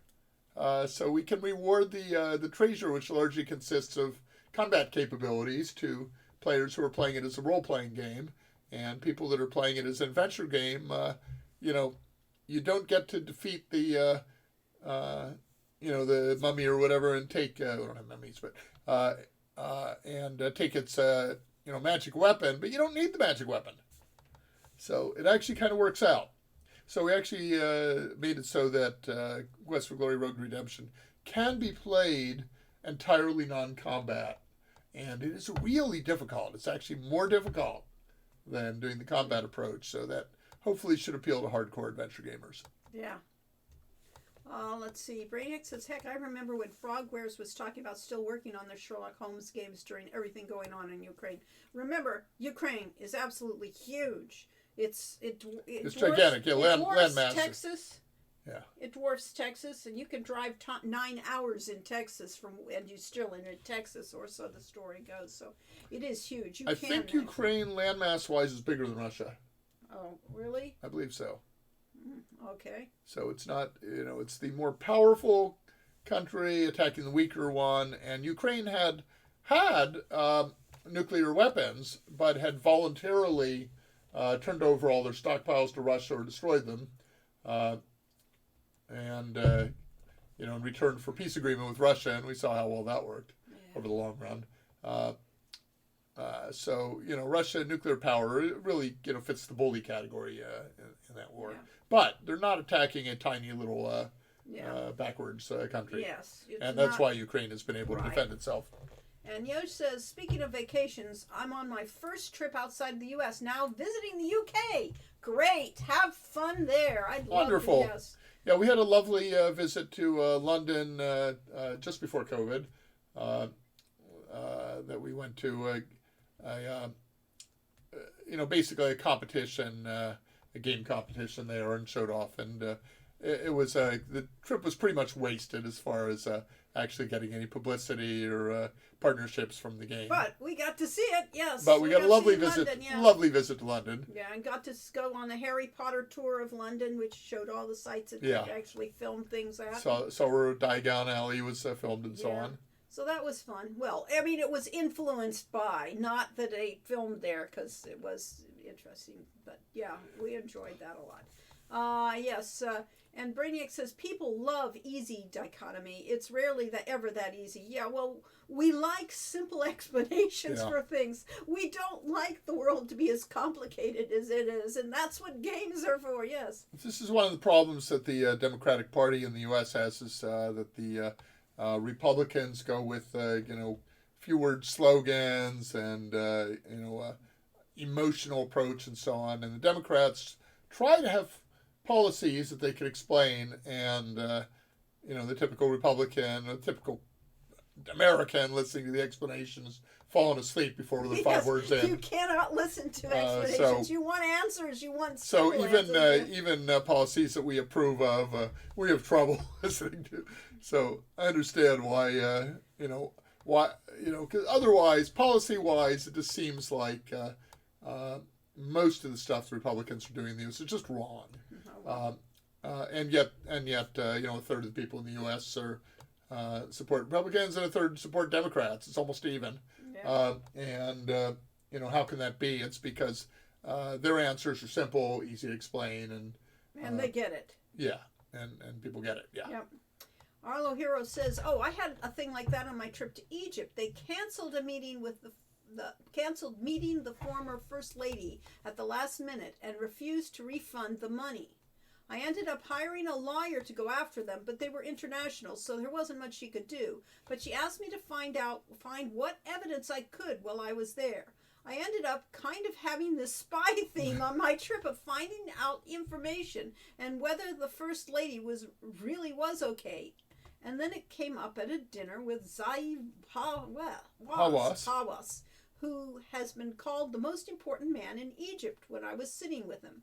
I tried to dismiss it, but he wanted to discuss it, and he had a friend there who was the former ambassador to the Vatican and head of the Egyptian consulate to Los Angeles. So there I was at this fancy dinner just arguing with the most important man in Egypt and the former ambassador to the Vatican and holding my own against both of them." Yeah, I think there were 2 women in the royal family who basically disappeared and were hidden from view, and it was unclear whether they were even still alive or whether they were prisoners in their own palace and that sort of thing.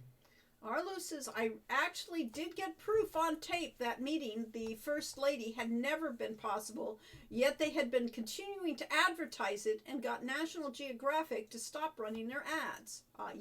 Yes. But I did manage to get a signed copy of her book from the ordeal, which may be actually the last one she signed before she died. Oh, that's sad. No, and Edenway says Russia is still the largest country land mass wise. Okay. Yes, of course it is. I mean, But Ukraine is also very large. yeah, Russia covers an awful lot of territory. Siberia. Yes, and Brainiac says AGDI ran across that as well in their remake of King's Quest 2. Actually, I wonder what that is. sequence where Graham had to kill some werewolves about to slaughter him. In later versions, they included a method to do it non-violently. Wolf's Bane to repel him. There you go. There we go. That's a good one. Yes. Webhead's And we generally like people to be able to play our games in multiple ways, or any game.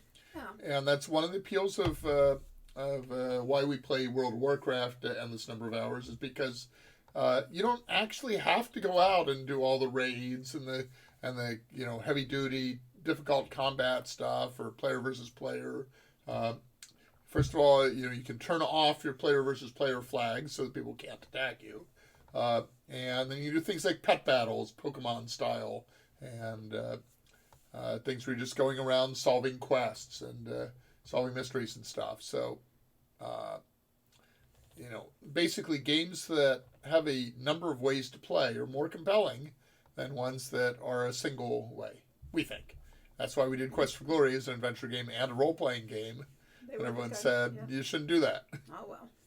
And Webhead said, Quest for Glory 5 and King's Quest 8 were my first adventure games.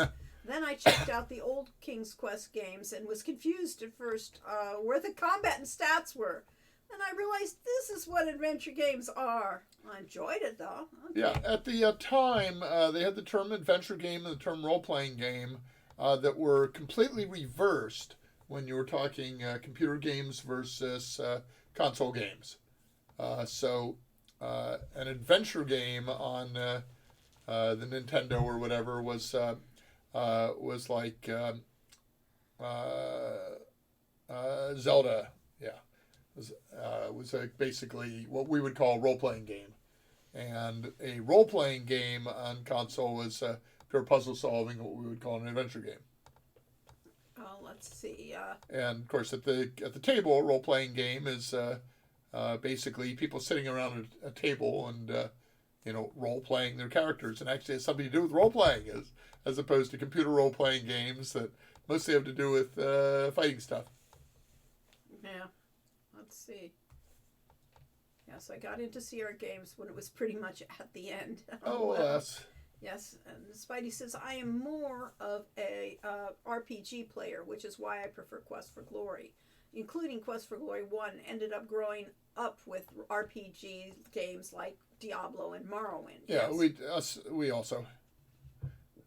We never, I mean, one of the first games I played was Colossal Cave Adventure, but the games that we really enjoyed were tabletop role-playing, and then games like Wizardry and Dungeon Master. More so than King's Quest or any of those. And Arlo Hero says, I prefer story-based games, although Diablo is definitely the direction the genre went in around the Quest for Glory time ended. It may be good that they ended it the way where they did, rather than have their series ruined in the vein of King's Quest 8. Yeah, there's something to be said for not having somebody else take over and totally undo everything you've ever done. But there's also something to be said for game designers making a living. Well, yeah, but Roberta didn't get any credit off of that. Yeah. Arlo here says, were the rituals from Quest for Glory 4 actually taken from the Church of Satan that you were in, or did you make them up? Okay, so first of all, I wasn't actually in the Church of Satan. I was in an offshoot called the Temple of Set. And that was a more sanitized version of. And it was all Egyptian. It was all Egyptian mythology, so it didn't offend anyone as right. much. Yes, exactly. So a sanitized version of the Church of Satan. They worshipped, or they at least we didn't even worship. They didn't even worship. They put Set. We paid lip service to Set and and Set to Anubis. Set was the You know, of course, The in symbol. Egyptian mythology, Set is the bad guy. You know, It's essentially the devil, but no, not the but- devil. I mean, you know, don't but put that was Christian- but he had been a he you had know, been a god, he had and been then, the primary god, and then a new pharaoh came in and so decided that therefore, it's Amun Ra. so yes, he was in an Egyptian-based pseudo philosophical religion. Yes, yes, the Let's all Temple of cheer for Set. the sun god. Ra, ra, ra. Yes, and it had a lot. They like to do, you know, information on Egyptian mythology and get people to read the old Egyptian books and things like that. So there were, you know, it was very philosophical. Anyway, so answer to Arlo is no. The rituals were not taken from any of the rituals. All we did was the name of Uzal. We pulled out of the book, the Satanic Rituals by Anton LaVey and Xander LaVey. And that's because it was such It's a a cool word. And it's like, you know, words are important. They have meaning, even if they don't have any meaning at all. The sound of words affects us. So it was, the Vuzels sounded great, so therefore we swiped that. And in the Satanic We Rituals didn't want to of Uz, convert any of you guys No, to that wasn't our purpose. either Christianity or Satanism. or Satanism or Amun Ra or any of the Egyptian religions. Yes, I was a priest of Set. I was a third degree priest of Set during my time there, and then I pissed off the leader. I could have continued on there or eventually become a magister and maybe even a magus, but I decided instead to tick off the leader of the group and get kicked out. Corey was too altruistic. Yes. They were I wrote very, they were Ayn Randian. They were very much Ayn Randian. All about selfishness, all yes. about selfishness. That was their key, is that there was all about me, and yeah. Well, Church of so the idea, starting with Aleister Crowley, is the idea that there is a particular word that characterizes an era, and Aleister Crowley came up with thelema from the Greek, which means will, and so that was the period of will. Anton LaVey, when he started the Church of Satan, decided the magical word of the era was indulgence.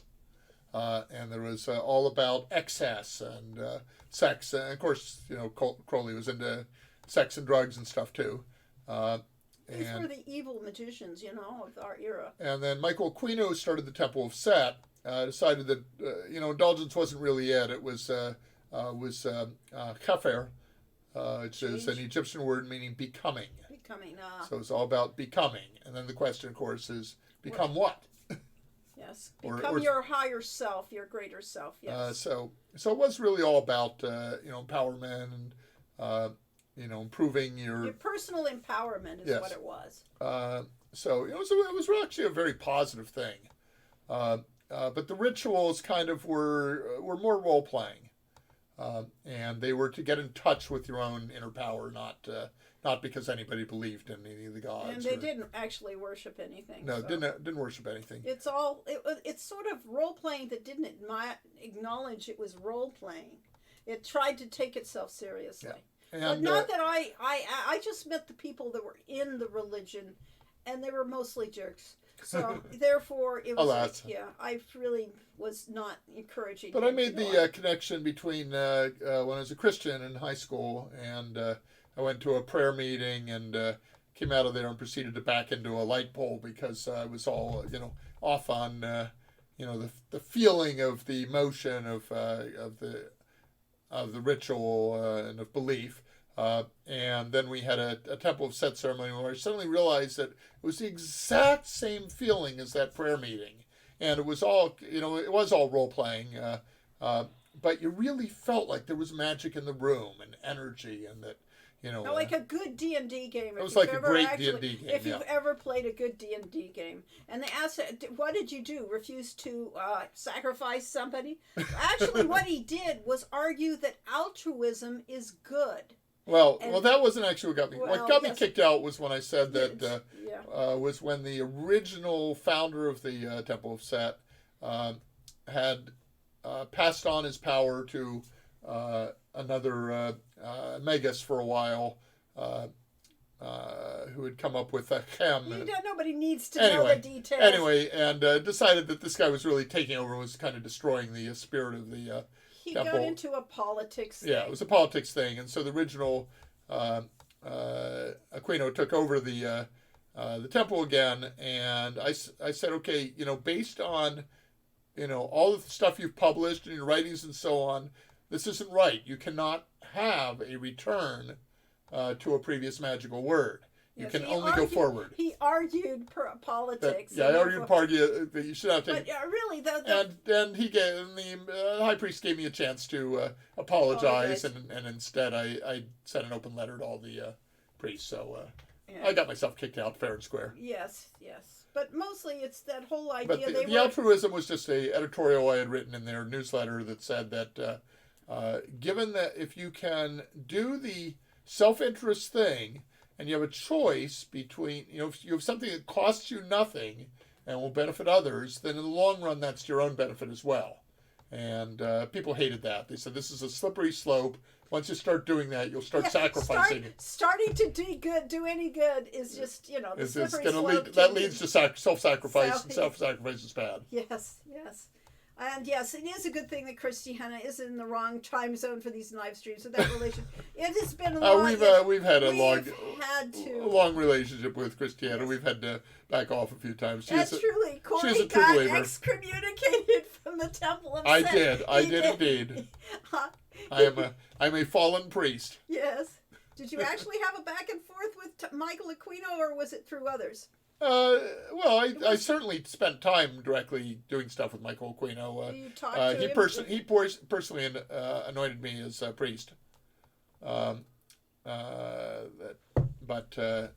This was mostly indirect. I had communicated, but I then published it publicly. How many people were in there at that time? Or 50 or 100. It wasn't huge. It was never huge, yes. Were you excommunicated long before Quest for Glory 4. It was at the beginning when we first met. I certainly helped to influence the fact Lori influenced my altruism and my evil from the viewpoint of a... the evil from an evil... My anti-selfishness. Yes, his anti-selfishness, his the idea that altruism might be a good thing. I certainly was the influencer on those things, yes, so yeah. So Lori has turned many people liberal that may have been libertarian or conservative before that. Yeah, and you want to start the Church of Toro, yes. Toro!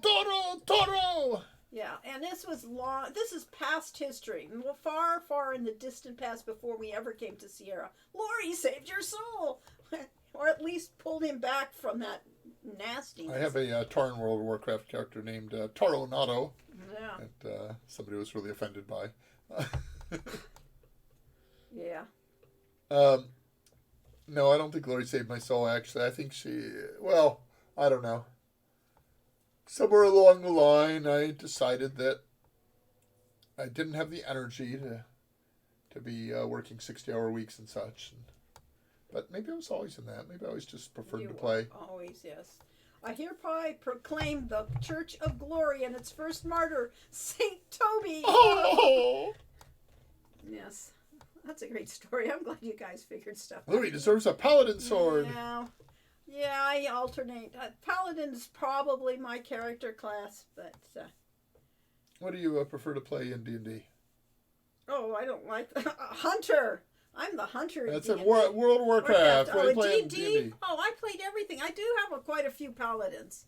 I and they're all over the board. The chaotic... I gave one of mine that I kind of missed. Yeah, Fotheringay was wonderful. But I played the world's most obnoxious paladin, but he started out being the most obnoxious paladin. And I played sweet, loving paladins, and then righteous, holy rollers. So I played everything as paladin. Yes. Righteous and self-righteous. It's like you guys want to go and break into a monster lair and kill all their family and steal their treasure? We can't do that. Yeah. I don't have a D&D preference, but when it comes to Final Fantasy job classes, my fave will always be the Blue Mage. Well, tell us about Blue Mage. What characterizes them? Yes, what makes it your fave?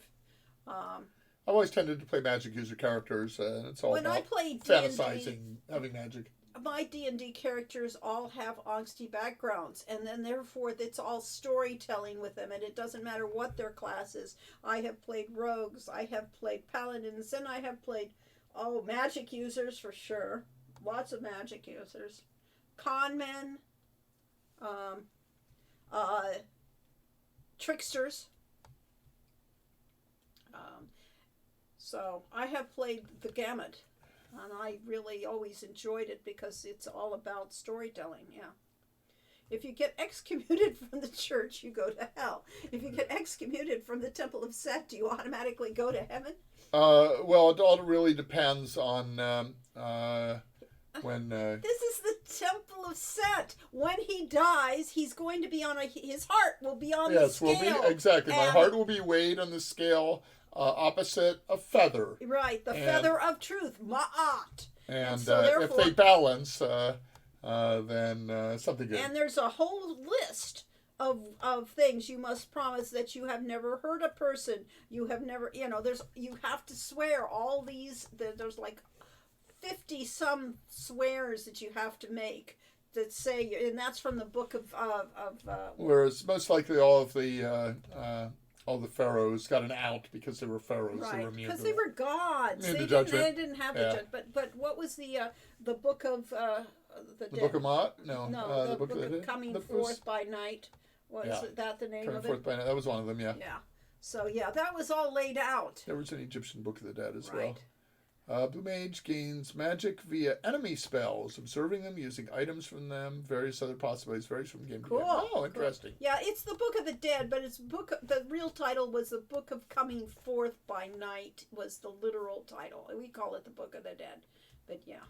I really like acrobatic classes. In Diablo, I play as rogues and demon hunters. In World of Warcraft, I play as hunters because they're and druids because I mostly do druid tanks, so I don't get killed on anything. But I love demon hunters. They're very active acrobatic class. Well, we both made sure that we had every single class during the World of Warcraft Legion expansion because each class had their own class hall. And you had unique adventures and things going on with them, so we had to play them all. So we played every last character we've played every last character World of Warcraft ever created. My main characters over time is I had a paladin, played as a tank and I think as a healer part of the time early on. Then I had a mage for a while, but currently I have a shaman who plays mostly elemental, which is essentially a quote-unquote magic user. Spellcaster. And I also do healing on, and I have two warriors. So evidently I like warriors that are each a little bit unique. One of them is a worgen named Moonchild, and worgen werewolf. A werewolf, yes, a werewolf. And the other one is what is Muella? She's a Tauren now. Tauren, formerly undead, that turned to Tauren. And both of them I play as either tank or damage class. And then my third one is that I've played quite a bit with is my druid. Oh, yes. And the druid I've played mostly as either a healer or tank, but recently I've played her heavily as a spellcaster. So I like the flexibility of the druid. Could be anything. Very, very flexible. Okay, and Brainiac says Blue Mage is unique and arguably overpowered if you know what you're doing.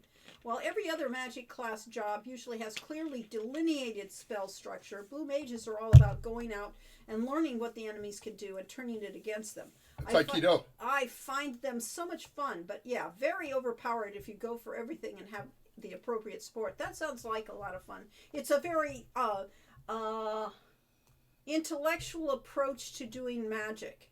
That it is figuring out. It's a very taekwondo or jujitsu. Which one was the one that was more Aikido? Aikido. That was more using their powers against them. And when you see an RPG that has a paladin class, do you think to yourself, I did that? Nah, we can't do that. It really came from Ultima.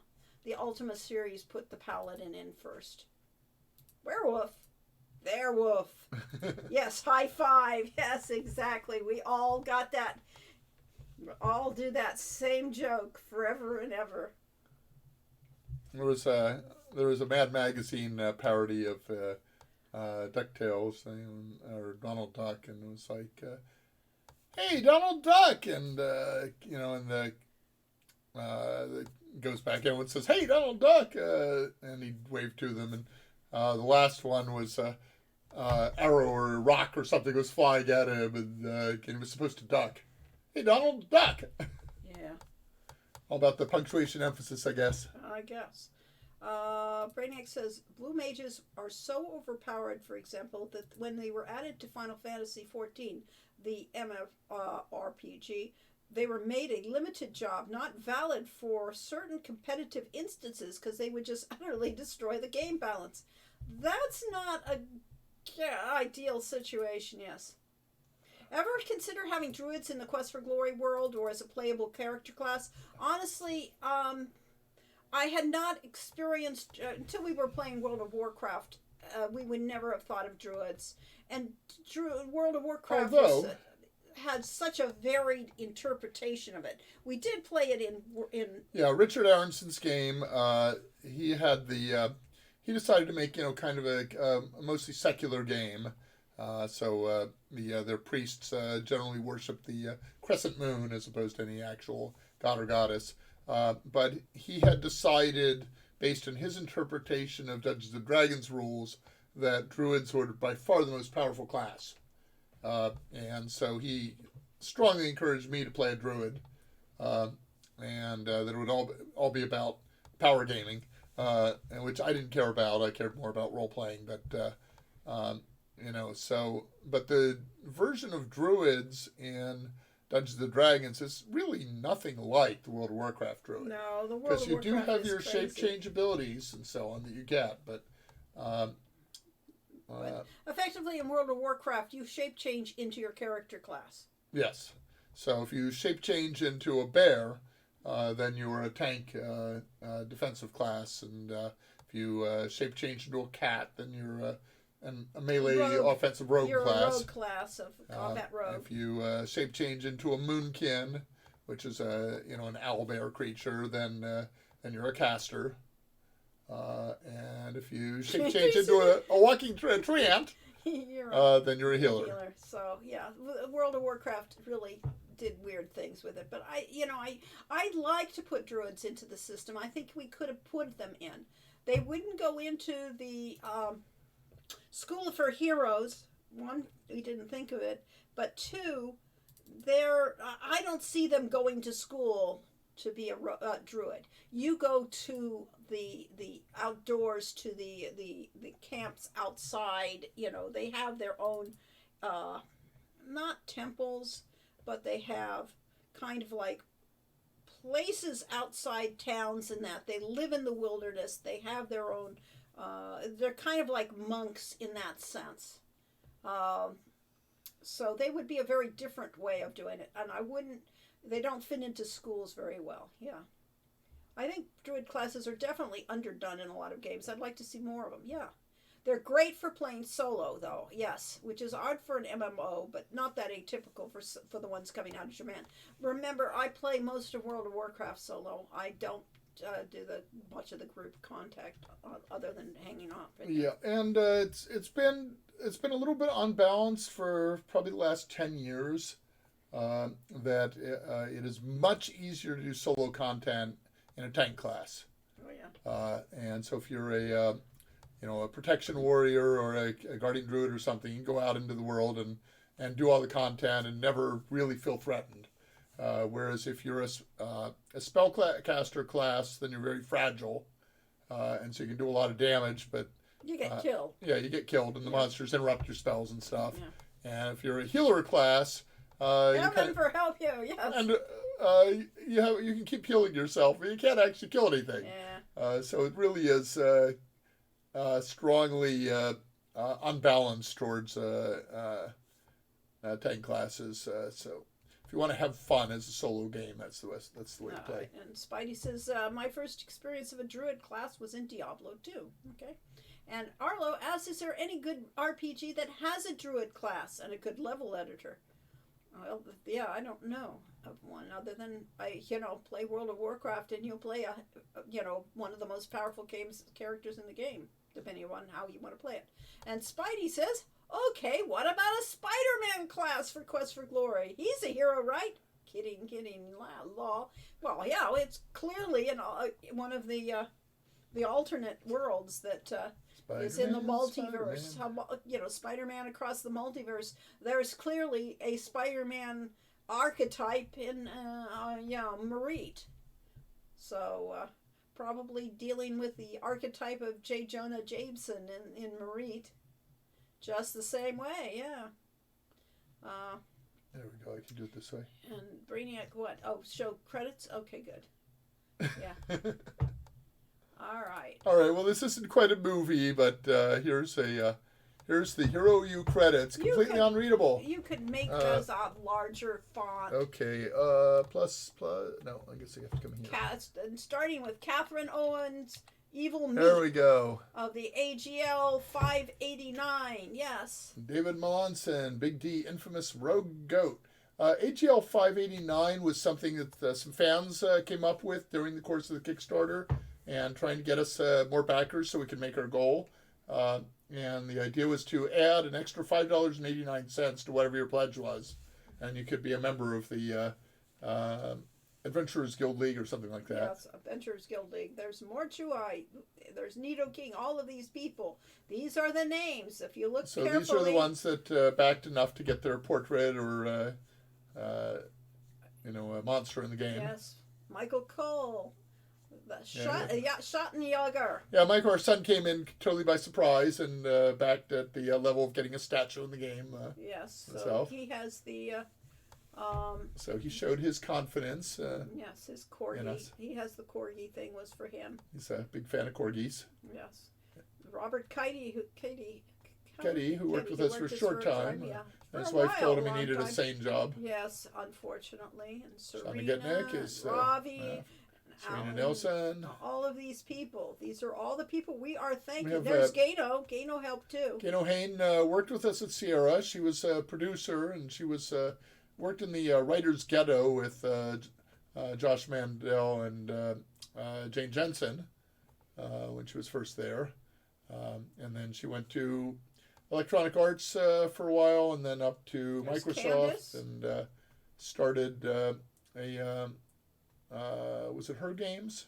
I think. Yeah, she was. She was one of the founders of that. Was she a founder? Or I think she so. worked there at any rate? I think she was a co-founder. Okay.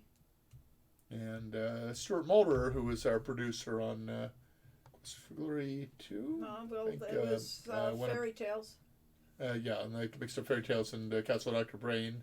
He went up to Microsoft and was like the head of games for a while, or senior producer or something like that in the Xbox division. And then he worked with Gano, so it's a lot of her games. Yeah. Yeah. And so, yes. I think he was the CEO Phantom of Her of the Games as well. Obsidian Order. So we're showing all these names because we're thanking these people. Yay, thank you. For all of their contributions, for all their help. This is what got us going. If these people had not contributed to that first Kickstarter, we wouldn't be here today. So there's another meep. And if we'd been clever, then maybe we would have just let the project die. But it's worth. We've effectively bought a lot of creative satisfaction by supporting this through the last 12 years, and we love doing these streams and getting to natter on and having people talk with us and ask questions and comment on things that we don't know. So yeah, we'll go through there. It's Mary Mary Jest. Webhead Spidey says there was a knight version of Spider-Man during the medieval time called Spider with Y, Spider Knight. Maybe that'd fit in. Yes, maybe it can. The Writer's Ghetto, yes. It was again 2 guys from Andromeda. Yeah, so I think of a Spider Knight or Spider-Man as a rogue class, and it's all about wall climbing and hiding in shadows and stuff like that.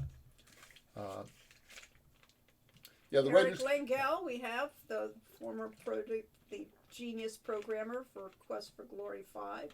Hello Hero asked, are we actually interested in writing a game about the last surviving Borgov, or are we just throwing that out there? Well, we're just throwing out that We're out there. throwing it out right now. I mean, we're not going to be doing anything that's a major game. We don't have enough time to do the games already on our. Yeah, it's hard enough to do the little games, but we certainly don't have the money to do the big games. Now, if we had, there's Oded Sharon, yeah.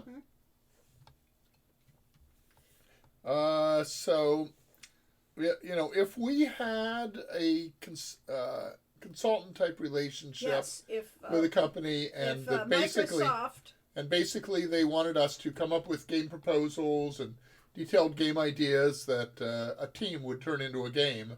Then we could do 10 of them a year. Yes, why not? And we'd be glad to do game that. A month, no problem. Well, no, not quite. Or a game a year, certainly. Game a year, we could certainly do. Game a year, we could pull off and have the team make the game. Yeah. We don't actually need to be doing all the writing and detailed design for the games. Yes, all the story editing and all the directing and all the art direction. Yoshel FG says, I've been very proud to be a part of it. When I saw that you guys were making Road to Redemption, I told my brothers and jumped on the Kickstarter. Thank you very much. The big challenge with an indie developer is discoverability.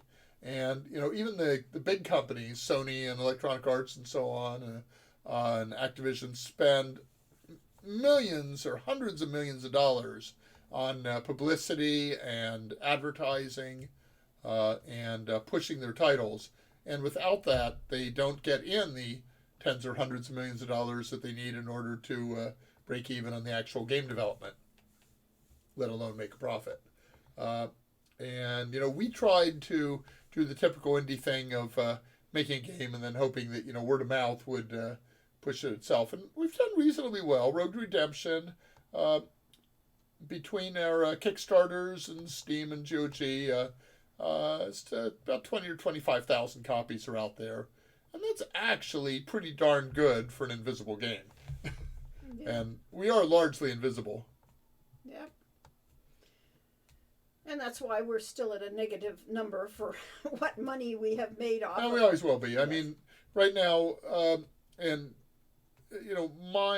my distractions and so on, I've been very busy the last few years, even though it feels like lazy, but it's really been very busy trying to deal with my mother and trying to deal with my parents' estate and so on, and just living, health issues and all sorts of things.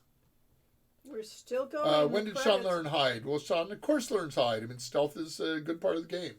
It's not stealth, truly, yes. Stealth not truly invisible, but right. It is, effectively a hide. You're supposed to be hiding behind things and things. It's the way of not being noticed. Yes, the way of the spider. Well, all right. The way of Yehudi also. Don't be there. So this is going on for so long because I think we had 4,000 people on our initial Kickstarter and 2,000 people on the second Kickstarter for Road Redemption that was only about a 50% overlap. So we had about 5,000 in total. I want to say 8,000, but I don't remember where that number. Well, I'm still going. 8,000. I will Yep, still she's still go. going. A lot of people supported this concept. So, yeah. And many of them just wanted a copy of the game that resulted, but pretty much all of them were giving us a vote of confidence and saying, I liked your previous games, I want to see more. So, yeah, we are thanking all of you because this made us where we are today. And, yeah. Let's see. And, yes, I think Microsoft could do this. They might yet. We will see what happens. It's going to be a couple of years because, remember, they've got... Doug Herring. Yes, there's Doug. Doug Herring, who did all the art on Laura Bow, supported Road to Redemption. Road to Redemption. I mean, Colonel's Bequest. Colonel's Bequest, Colonel's Bequest. What did I say, Laura Bow? Yeah, Laura Bow.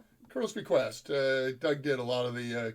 came up with many of the grotesque ways to die. Yes, definitely. He was the major influence on that thing, series. So if you ever, had your head cut off with an axe from or a sword from a knight, from a suit of armor, then you know who to thank. Yes, exactly. Look at all these people. I know. I'll keep going. These are all the I'm people. just trying to catch the ones that I actually recognize, which are only some of them. Only some of them. Well, these are mostly the $25 backers, so right. we don't necessarily know all of them. They all got their name in the game, though. Humble Knight of the OO. Ragnar S. But these are These are the lower levels. I mean, this is clearly was delineated by level of support. Yeah. These are not the. This is the masses. I wouldn't say the unwashed masses because they were very valuable. I mean, they made really, half of our funds came from the low-level backers. It was the low-level backers, the harlot of the AGL. Oh, where do they go? And the dust polisher. Yeah, you got your own title, Yes. A stranger appears. Oh, look at that. 1, 2. How many Aarons were there? We had 1, 2, 3, 4, 5, 6, 7 people only gave their name as Aaron. Yes. Which is unusual. And then we keep going with Aarons for a while. Yeah, I think it's alphabetical at this point. This is just at and we're only up to the double A's. Yes. So we keep going. I watched yesterday, I think. Yes. Let's see. So yeah, we'll keep going. We'll do this forever obviously till the end of the talk. Yes. The amount of money needed from the Microsoft to make another Quest for Glory game is couch cushion money to them. Yeah, okay. I went to a conference. Well, except for the promoting it. The promoting it is real money. Yes. It may only take you a couple $1 million, $10 million to make a Quest for Glory game, but $50 million to promote it. Yeah.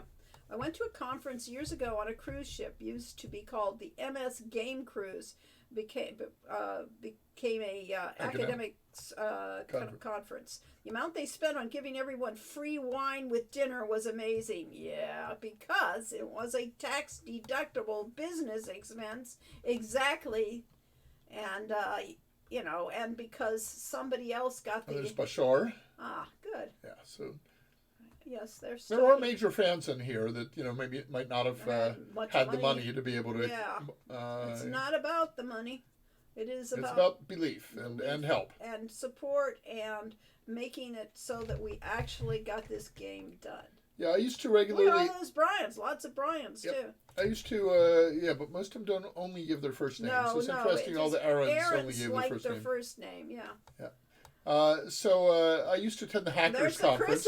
Chris's. Oh yeah, Chris. A lot of Chris's.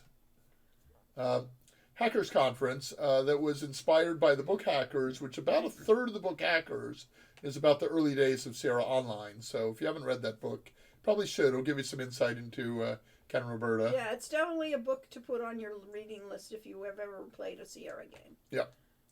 Along with Ken Williams' book, Not All Fairy Tales Have Happy Endings, and The Sierra Adventure. Yes. Yes, thanks, Chris. Yes, the tax deduction was nothing. They were originally promoting the ZNA stuff to education. Yeah. Yep. I mean. XNA. Yeah. XNA. Okay, fine. Yes. There's a lot of Davids. A lot of Davids, yep. But Hackers Conference, we had lavish spreads, many of which were donated by different corporations that, like Apple Corporation, gave us quite a bit, and so on. So there's very well-heeled. Nolan Bushnell used to attend. Hackers Conference. Yeah, Hackers Conference, and I don't Professors know. I don't remember if Wozniak. Wozniak, I think, came at least once. Yeah, Eric is professor of spells at Hero U. I didn't know that. We'll have to have an Eric professor of spells. But yeah, I started getting into. I can't remember which came first, Hackers or Sierra. I think I went to Hackers for a year before I went to Sierra. But making connections with different people. So, like the creators, Robert Woodhead, or his partner, Weird and he was Trebor. Weird was Andrew Greenberg. I think came to Hackers Conference, and the guy who wrote Sundog: A Frozen Legacy for FTL games, Wayne Holder, was there. Yeah, well, they also went to game developers conferences, I know, because I didn't go to the Hackers. I went to game developers. Arlo Hero says, come to think of it, Corey sending that mass email getting, no, it's physical mail, and getting Yes, excommunicated. mass email. You innocent person who Yes, thinks this was email. this was making copies of. We did have Xerox machines. Yes. And then sending out in the mail to a dozen or 100 people. Yes. Yeah, so I did a mass email Yosha says to promote Hero U to all of our people that participated in the School for Heroes, and that turned out to be a royal pain because they thought I was a spammer. Yeah. Good night, Yosh. Had to send them out 50 at a time or something like that. Yeah, for because the they couldn't mass 2,000 names on my mailing list. Yeah. Yeah. Yosh is getting late here in London. Say good night to you all and hope you have a great rest of the stream. Well, this is not stream is not we're Jolly good. Cheers. Yes, have fun. Yes. And Eden Waste says, I bought Hackers because I wanted to read about the early days of Sierra, which I wasn't as familiar with at the time. My knowledge of Sierra started around 1985 with King's Quest. And also with Activision now part of Microsoft, pretty much all of those companies mentioned in Hackers is now gone. True, they've all been swallowed. Yes. Yeah, we got this Sierra history kind of secondhand because talking with other people that worked there, and they told us about the early days and that basically Sierra had been very successful late 70s, early 80s, and then had bought in very heavily into cartridges. And about the time when E.T. the Extraterrestrial was massively overproduced and underwhelmed people, and they rushed the game, that kind of killed the cartridge market, and you can't return those cartridges. So that was like $1 million or $2 million write-off for Sierra, just the raw cartridges they had, and that broke the company.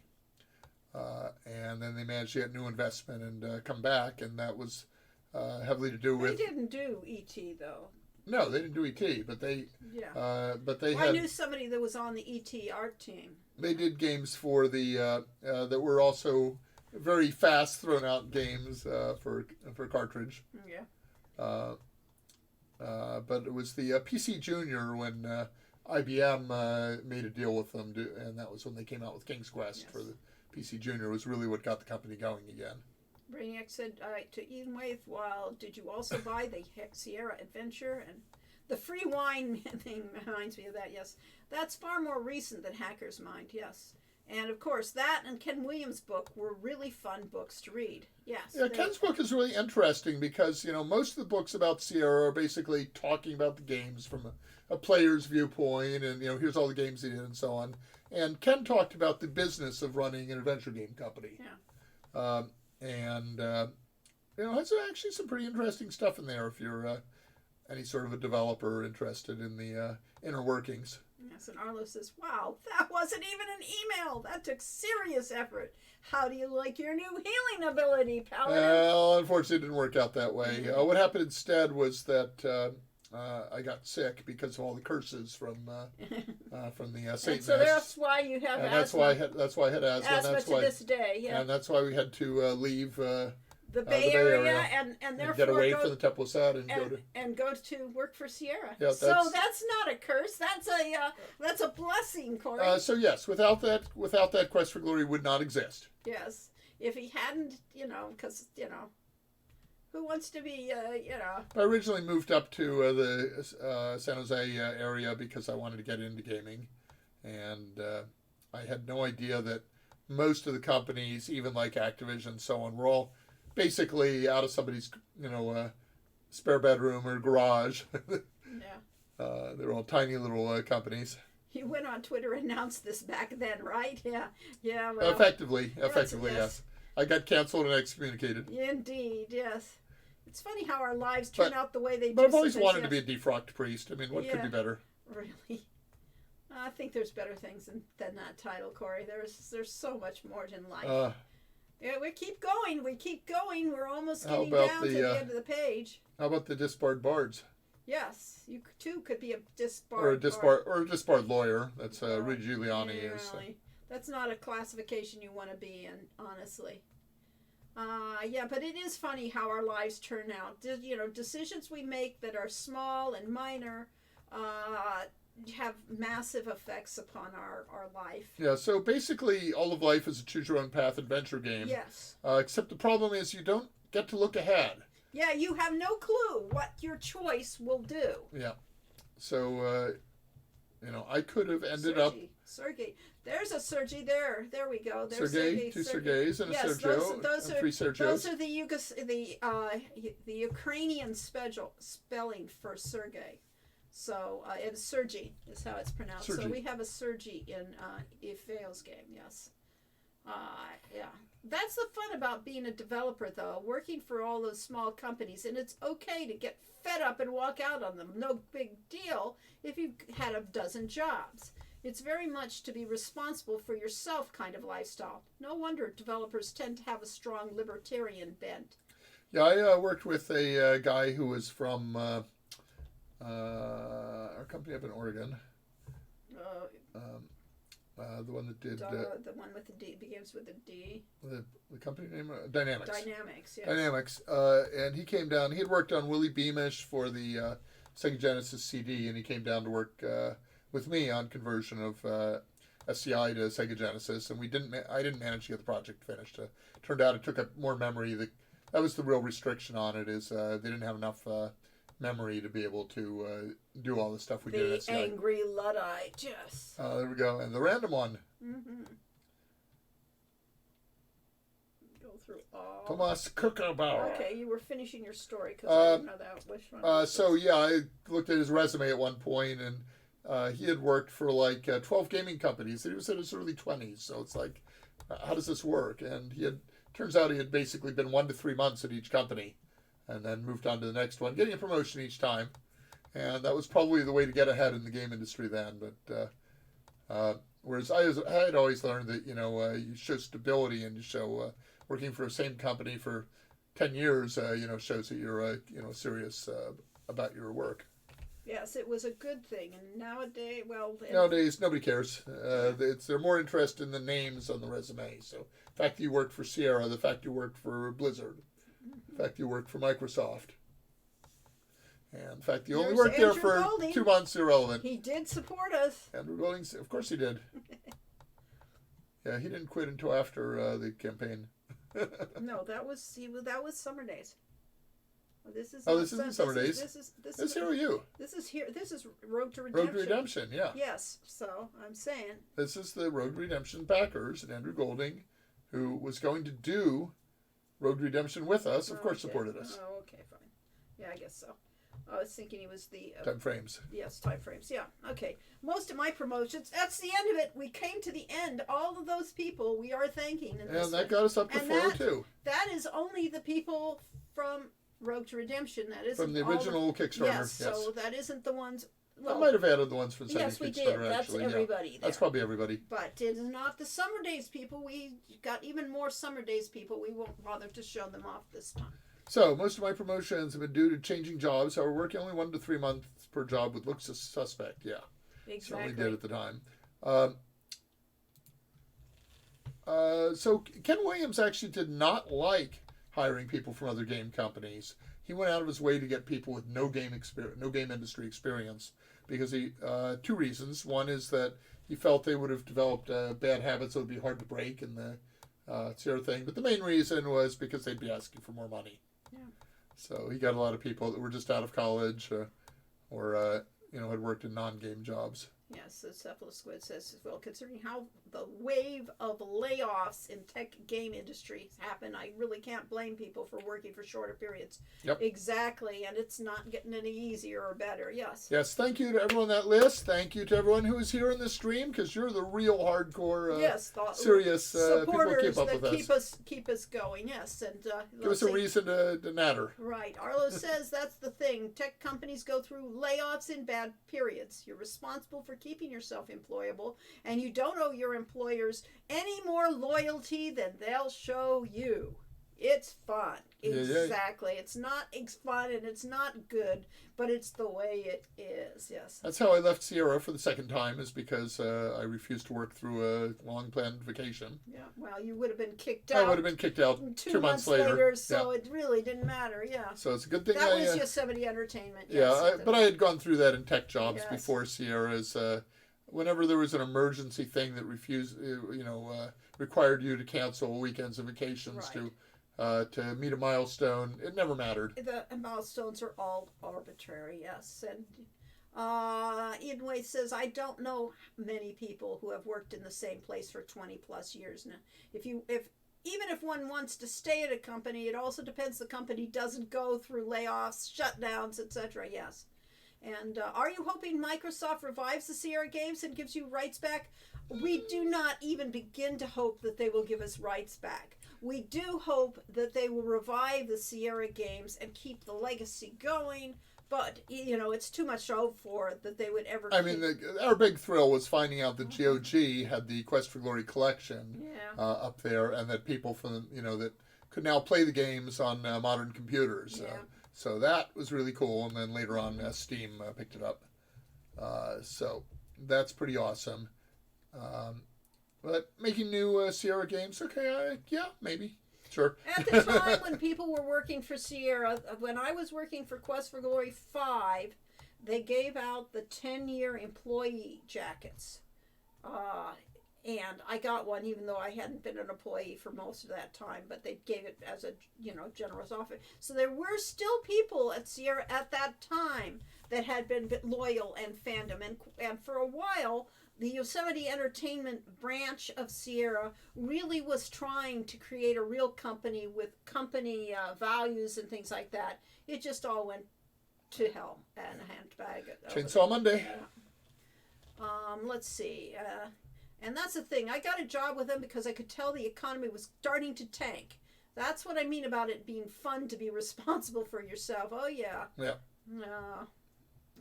And we started Hero U Road to Redemption because we were down to, so we had actually a pretty good retirement account, which was the legacy of royalties from Sierra and so on.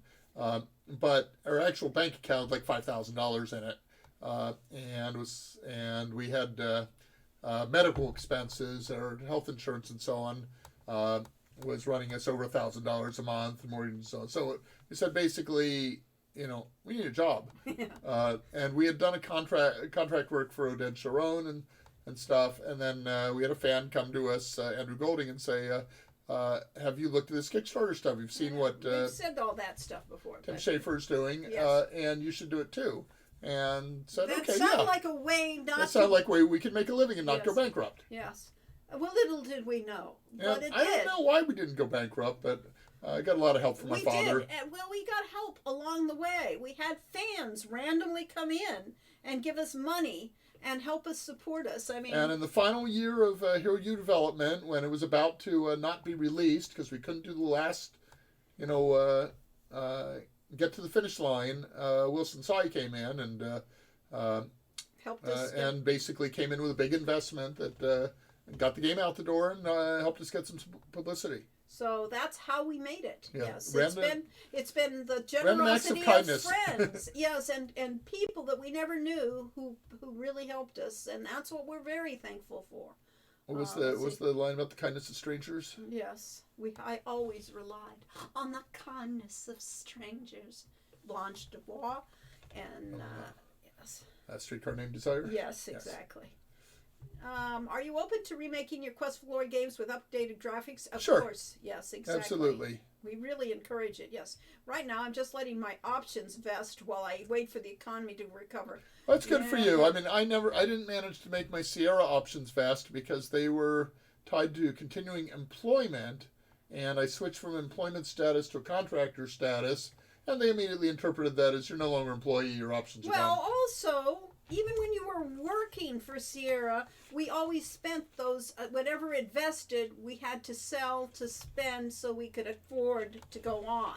Yeah, because I was making $27,000 a year salary, and even if you multiplied that by inflation factors, that would be about the $60,000 to $80,000 range now. as opposed to people at game companies now are making 150,000 or 200,000 a year. So yes, we were just Sierra barely, was not generous and with us, almost everybody, or anyone. almost everybody we knew that worked for Sierra would do the same thing. As soon as they vested, they would sell their stock and get what money they could at that time. Yes, let's see. Yes, and leave your notes to us in your will so we can continue your visit after you've been judged by Set. Yes, exactly. Well, that is actually, the question of what do we do with Transolar Games in our will, because our son has no interest. Yeah, well, we don't have anyone to continue the but legacy. we will keep keep something going. Let's see, if only on your. I thought about making a Hero U game and a third-person view adventure. Kind of. What's a third-person view adventure? It is. It is basically. Ours are in third-person. I mean, there was partial 3D. It's a combination of 3D and 2D. Yeah, we did try to do straight 2D. We did not succeed. It doesn't work anymore in this universe. So, yeah, let's see. Unity. And yes, and thank you. Happy Thanksgiving to you all. Yes, indeed. Thank you, Murray, and thank you all. And happy Thanksgiving to you all. Even if you don't celebrate it, have a turkey wing on us. It's that sort of thing. I feel that Sierra kind of had this image of being a friendly game company. Didn't know they were taking advantage of their employees all the time. Well, they were and they weren't. Okay, Ken Williams, as CEO and founder, did not get a grotesque salary. Yes. I think he made about $100,000 a year. So it was not a huge multiple of what the lesser people gave.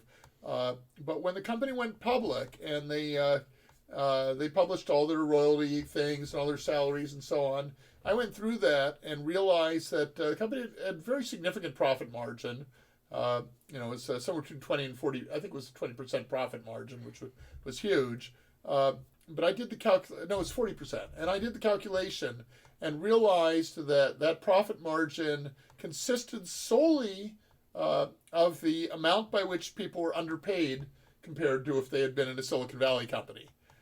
So if everybody had, if we had gone in there and I had made $50,000 a year, which would have been an appropriate starting salary, the company would have lost money. Yeah. It was on the backs of employees, but it was really on the backs of the executives, employees, and everyone else. As it was a tough market even then, and they did well, but they did well because they did things efficiently, and that included underpaying people, but it also included getting games out in a year that other companies were taking 3 years to get out. Yeah. I mean, as perspective, yes, business is all about the bottom line. That's why corporations are psychopaths. Yeah. Yes. What about giving the rights to Ken and Roberta, or is that a pass just in case? They aren't interested in it. No, they really aren't. They'd like to have the rights, if only to get profit, the money, royalties again, but that's not going to happen. Yeah, we've talked about, people to produce our games or, publish our games and so on, and pretty much all they're just interested in getting their huge cut of the sales, and they're not interested in doing the work of marketing them or justifying the money they get in. I would assume that the cost of living in Oakhurst would be significantly lower than Silicon Valley. That's what they told you. Yeah, that was the line. Yes, it's much cheaper here, but food was about the same. Gasoline was more expensive. Housing was certainly cheaper. Housing was cheaper. Yeah, so that was a plus. But you were in the middle of nowhere for most people. We were perfect.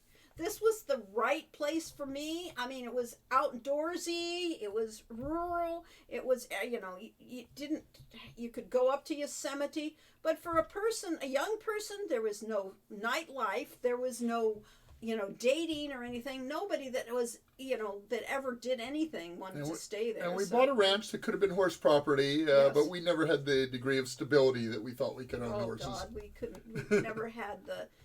we didn't know what was going to happen for year to year, but there was no security, but we're being thankful. But we're very thankful, actually. I mean, we have to thank Ken Williams. Ken Williams made everything we've done possible, yes. And he hired a school teacher who had never done a computer game before, as a designer. He didn't know us from scratch, but he did hire us, so I have to be very thankful to Ken and Roberta. And reading his book, you realize he really had some insight, and he said, that his one rule was that the people he hired, and particularly his designers, had to be passionate about what they were doing. They had to care. That's a good rule to have. And that, because he knows that shows through in the games. And he brought in Jim Walls because he cared about police work. Because he loved to tell stories. That's yes. why. Murray says, do any Sierra devs have any young ones to hand over the legacy to that are in the game dev? I don't know for sure, but I do know that our son said right from the start he would never be in the game industry. So mostly they take our lives as object lessons of what not to do with your life. But Michael did end up getting peripherally into it, but on the marketing side, yes, and that's generally more secure than development. I had a recruiter from the Netherlands try to sell me on that one, actually. It's cheaper here, but they have higher, more taxes, yes. I think overall you would find that your living expenses in the Netherlands would be lower. Yeah. And you get an awful lot of things are paid for by your taxes, yes. so that we have to pay the for. Taxes actually. Like health insurance is the biggest. Right. And Webhead said, never been a nightlife club person. I only did that in my younger 20s because of friends. Friends is everything. I was always uncomfortable with any sort of party that involved drinking and stuff. Arlo Hero says, I guess it shows that he really pushed to make good games rather than good money. What a golden age for Sierra. He wanted both. Yes, he wanted both. And he really thought that good games made good money, which is, not always the case. And, so he didn't want to have to work hard, which is kind of Gee, none of us, yes, there's none of us that can relate to that one. Yes. And all the knowledge behind you and I hate it's going to be gone someday. Well, you guys there'll are be a new generation, new stuff. Yeah, you guys are hearing it. I mean, can pass it on. Isaac Newton is dead. Yes. But there's new developments all the time in physics and mathematics. Yes, rather be home and play games and watch movies, huh? Yeah, I know. That's the introvert life. Those of us that are introverts, this is the way to go, yeah. The U.S. also has a law that you can deduct what you pay in taxes to other countries from what you owe the IRS. Mm-hmm. But if there's a surplus, you still have to pay it. So you basically end up paying at least U.S. taxes regardless. Yep. Taking a pay cut to live abroad does not make financial sense. Okay, that's legit. Yeah. Depends whether you like the country. Yeah. It may not make financial sense, but it can make quality of life success. Maybe put out a new book on how you made Quest for Glory? Well, as a matter of fact... Funny you should ask. Yes. What is that called? Is it Quest for Glory book? QFG book? Is it? I thought it was someplace. I think it's something in QFGbook.com, maybe. Is that it? Yeah. Okay. Okay, so Questing for Glory by Jason Michael, Mical, is a book all about Quest for Glory and the development of it. Yeah. Mm-hmm. And I've just put the link in the sidebar. Let's see. She can bring it up on the desktop. Welcome, adventurer. Look at that font. Oh my gosh, it looks so retro. Very retro. It hasn't gone anywhere for a bit because... Well, the problem was he went to Bitmap Books because they do a lot of books on the art of gaming and stuff like that, and they said, okay, we'll need to get permission for all the screenshots and stuff from Activision, and they went to the Activision lawyers who immediately sat on it, which is the same reason we didn't do a planned sequel to Quest for Glory a few years ago with the AGDI people, is because we went to Activision and the lawyers just sat on it. Said, well, we're not using the license ourselves, but we might want to someday. So, and, if we licensed it out, well, what if you made a bad game? It would make us look bad. It's the fear of making a mistake. Mm-hmm. So anyway, Jason is working on the book about Quest for Glory. The book is written. The question is how many screenshots and stuff to use for illustrating it, what's fair use and what isn't. And they've tried to get hold of Microsoft now, so therefore it's in Jason has done contract work for Microsoft, so he knows people there. So it's a possibility that it will come out. I would think in 2024 it will probably come out. So yes, it's all about, we've taught, Corey's talked extensively with him. He knows everything, so maybe this is the way to pass it on, yes. Yes. Agreed, there are reasons to take a job abroad, but the financial incentive that the recruiter was trying to sell me was not one of them. Ooh, very old school. That's got to be that font comment. Yes. Yep. Maybe even hints of steps in it on how someone could make something like Quest. Okay, so how do you make something like Quest for Glory? Because that's a question I've been asked for 40 years. And the answer is one step at a time.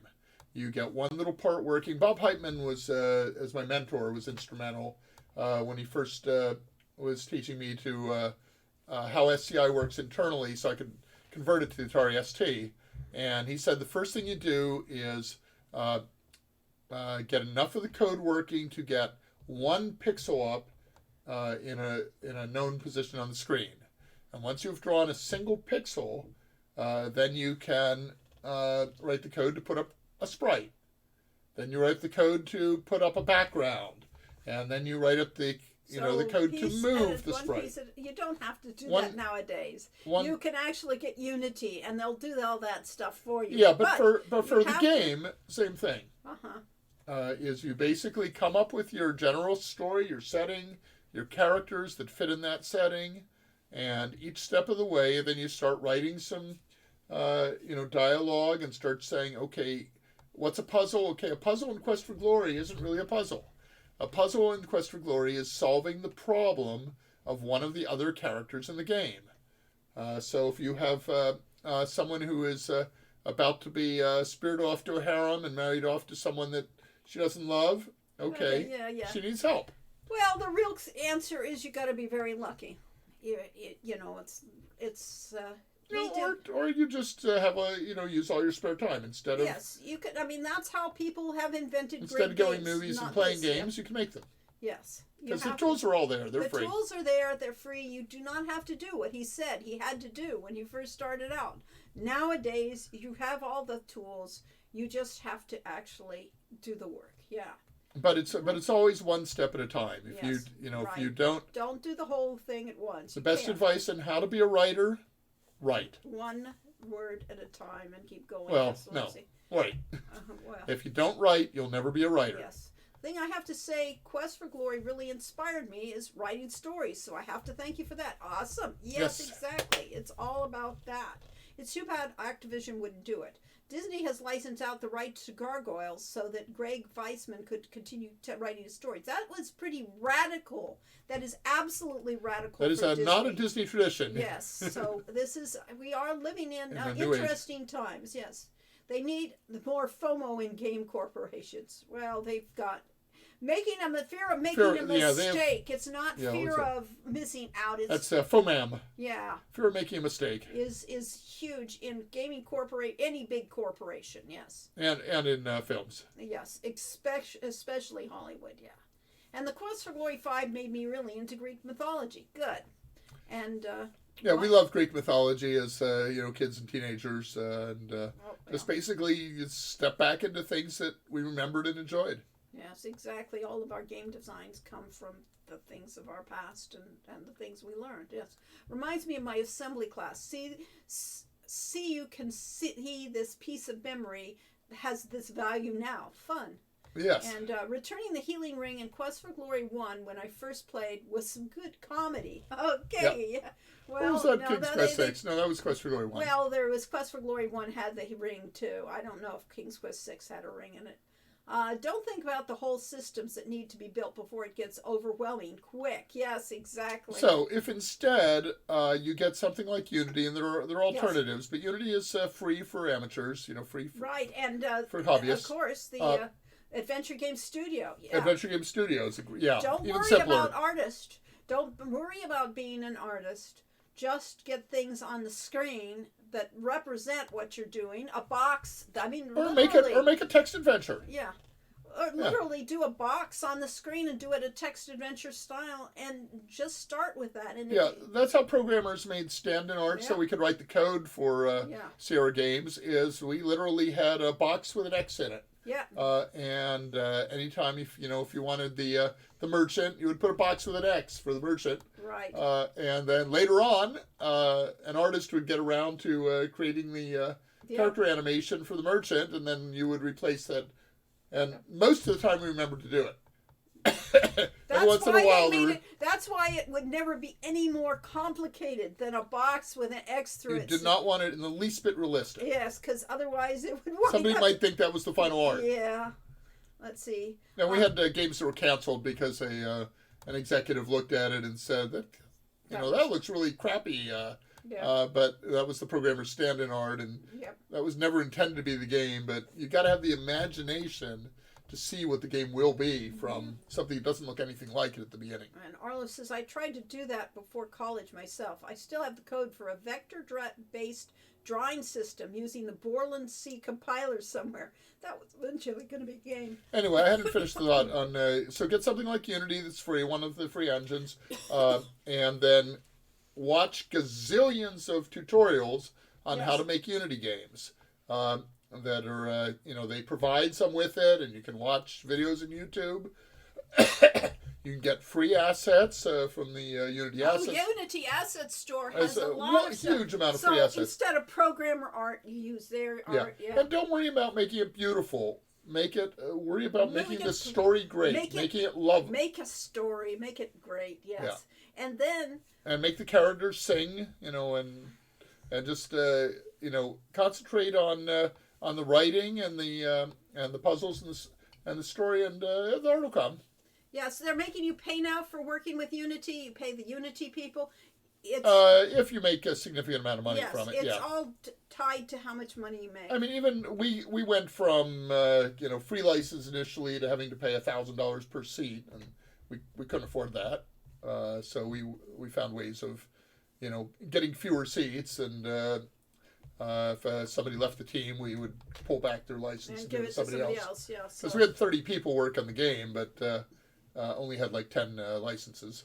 Yes, I have a directory full of different colored squares called programmer art. Okay. Okay, Belixar says you're penalized for being successful, and Murray says yes, but that's the way business works. So what's income tax in the U.S.? You pay taxes based on the amount of income you make. The more successful you are, the higher taxes you make. But well, remember also, Unity walked back on that deal. yeah, they got so much flack.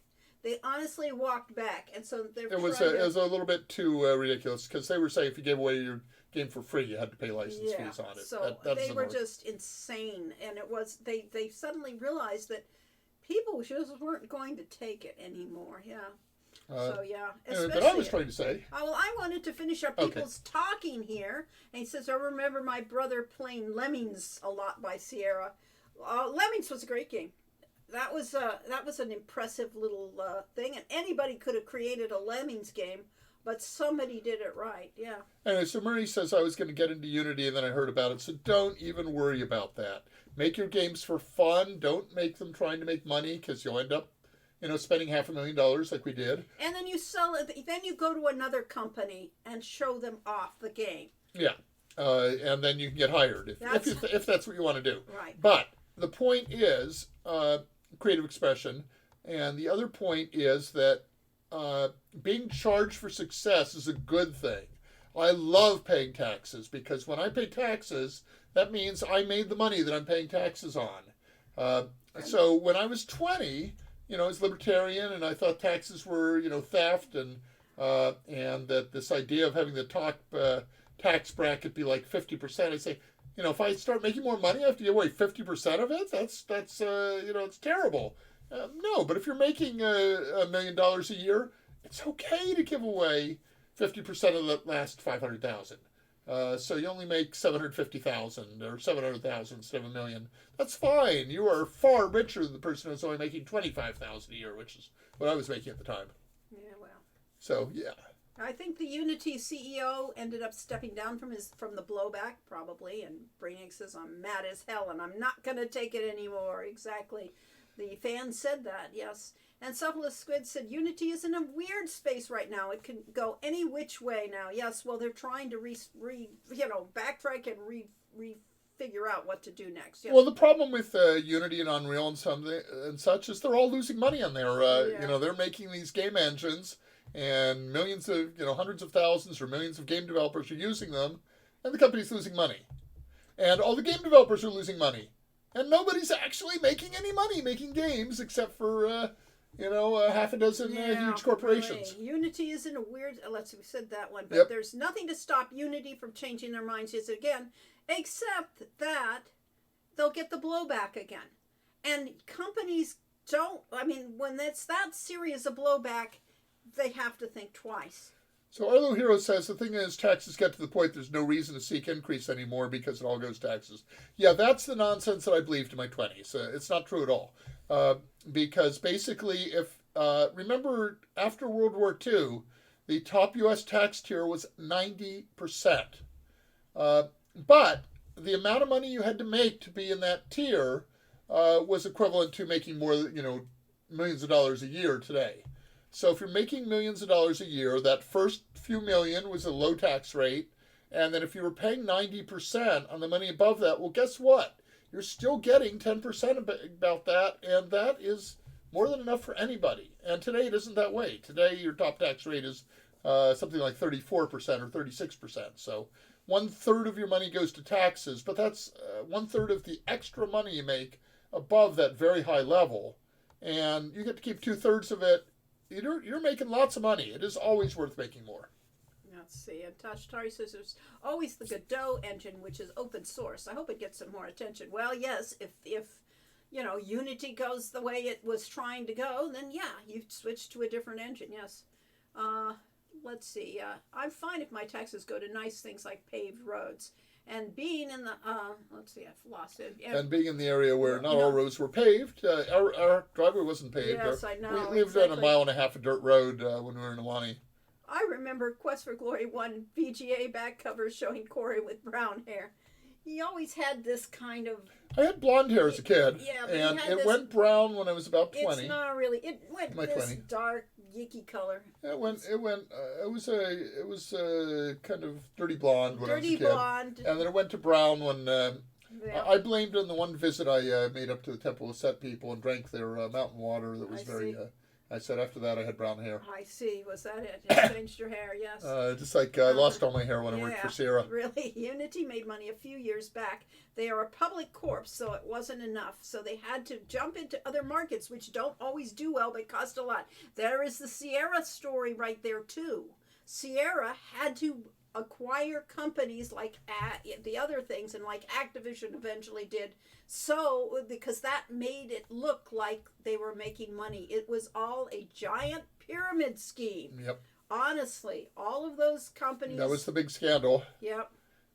They got caught at it. They all do it, though. Belksar says those who make the most money actually pay less taxes than those who make less. And that is because making money isn't necessarily actually making money. When I mentioned that spreadsheet on Hero U and on Transeller Games, we've brought in, over those 12 years, we have brought in $1.3 million. And that sounds like a lot of money. And we've paid almost no taxes on that. And the reason we paid no taxes is because we actually had a net loss of $3,000. And in addition to the net loss, we had, $400,000 of lost investment between Wilson and us. So, $900,000 of income, $400,000 of investment that didn't make its money back. So you can have massive sales and sell 1 million copies of a game and lose money on it. Especially when you think how much money goes into publicity for a real company. Blowback is the entire reason Steamboat Willie is about to become public domain. Disney finally felt the negative publicity actually outweighed the benefits of control. That's, again, we live in interesting times because Disney didn't, would have fought to the death to hold on to their rights. And it's also about the value of publicity and goodwill. That a lot of people are finding that, I've never understood the financial model behind YouTube, but somehow they seem to keep us hosting everybody's videos for free and letting you watch it for free with ads. But a lot of people found that giving away content on YouTube, giving away on Facebook, on Twitch, and so on, leads to selling more, and so you're actually making money by giving it away free. Taylor Swift, is making so much money now, and that's largely come because a lot of people can watch her for free on YouTube. And that would have made zero economic sense 50 years ago. You have to charge for it or you don't make any money. Well, no. These days you give stuff away free, and maybe you get money back in land. Arlo says, I'm there right now. I'm telling you it's real. I'm not a millionaire, but I'm at the point where there's no reason to seek an increase. Well, that's another story, is how rich you want to be. We don't care if we make any more money than meets our needs at this point. And we, in fact, don't mind spending a lot of money on essentially giving away our games because, we get the creative expression from it. We get a certain minor degree of fame and satisfaction. And we're living the life that we enjoy living. Yep. So why be rich? Yes. And Mickey Mouse is 95 years old today. And Disneyland is our age. Yeah, Disneyland opened in 55, which is the year Lori and I were born, but they did open first. Yes. And I'm always ready to accept more money. Yes. I went to Disneyland in the late 50s. It's like a 3-year-old or something like that, and had fond memories of it. Need that miracle hair stuff growing. Yeah, we need the miracle magical hair stuff. And yes, those in the 1% pay less taxes than those in the No, they don't. In terms of dollars, they pay a hell of a lot more.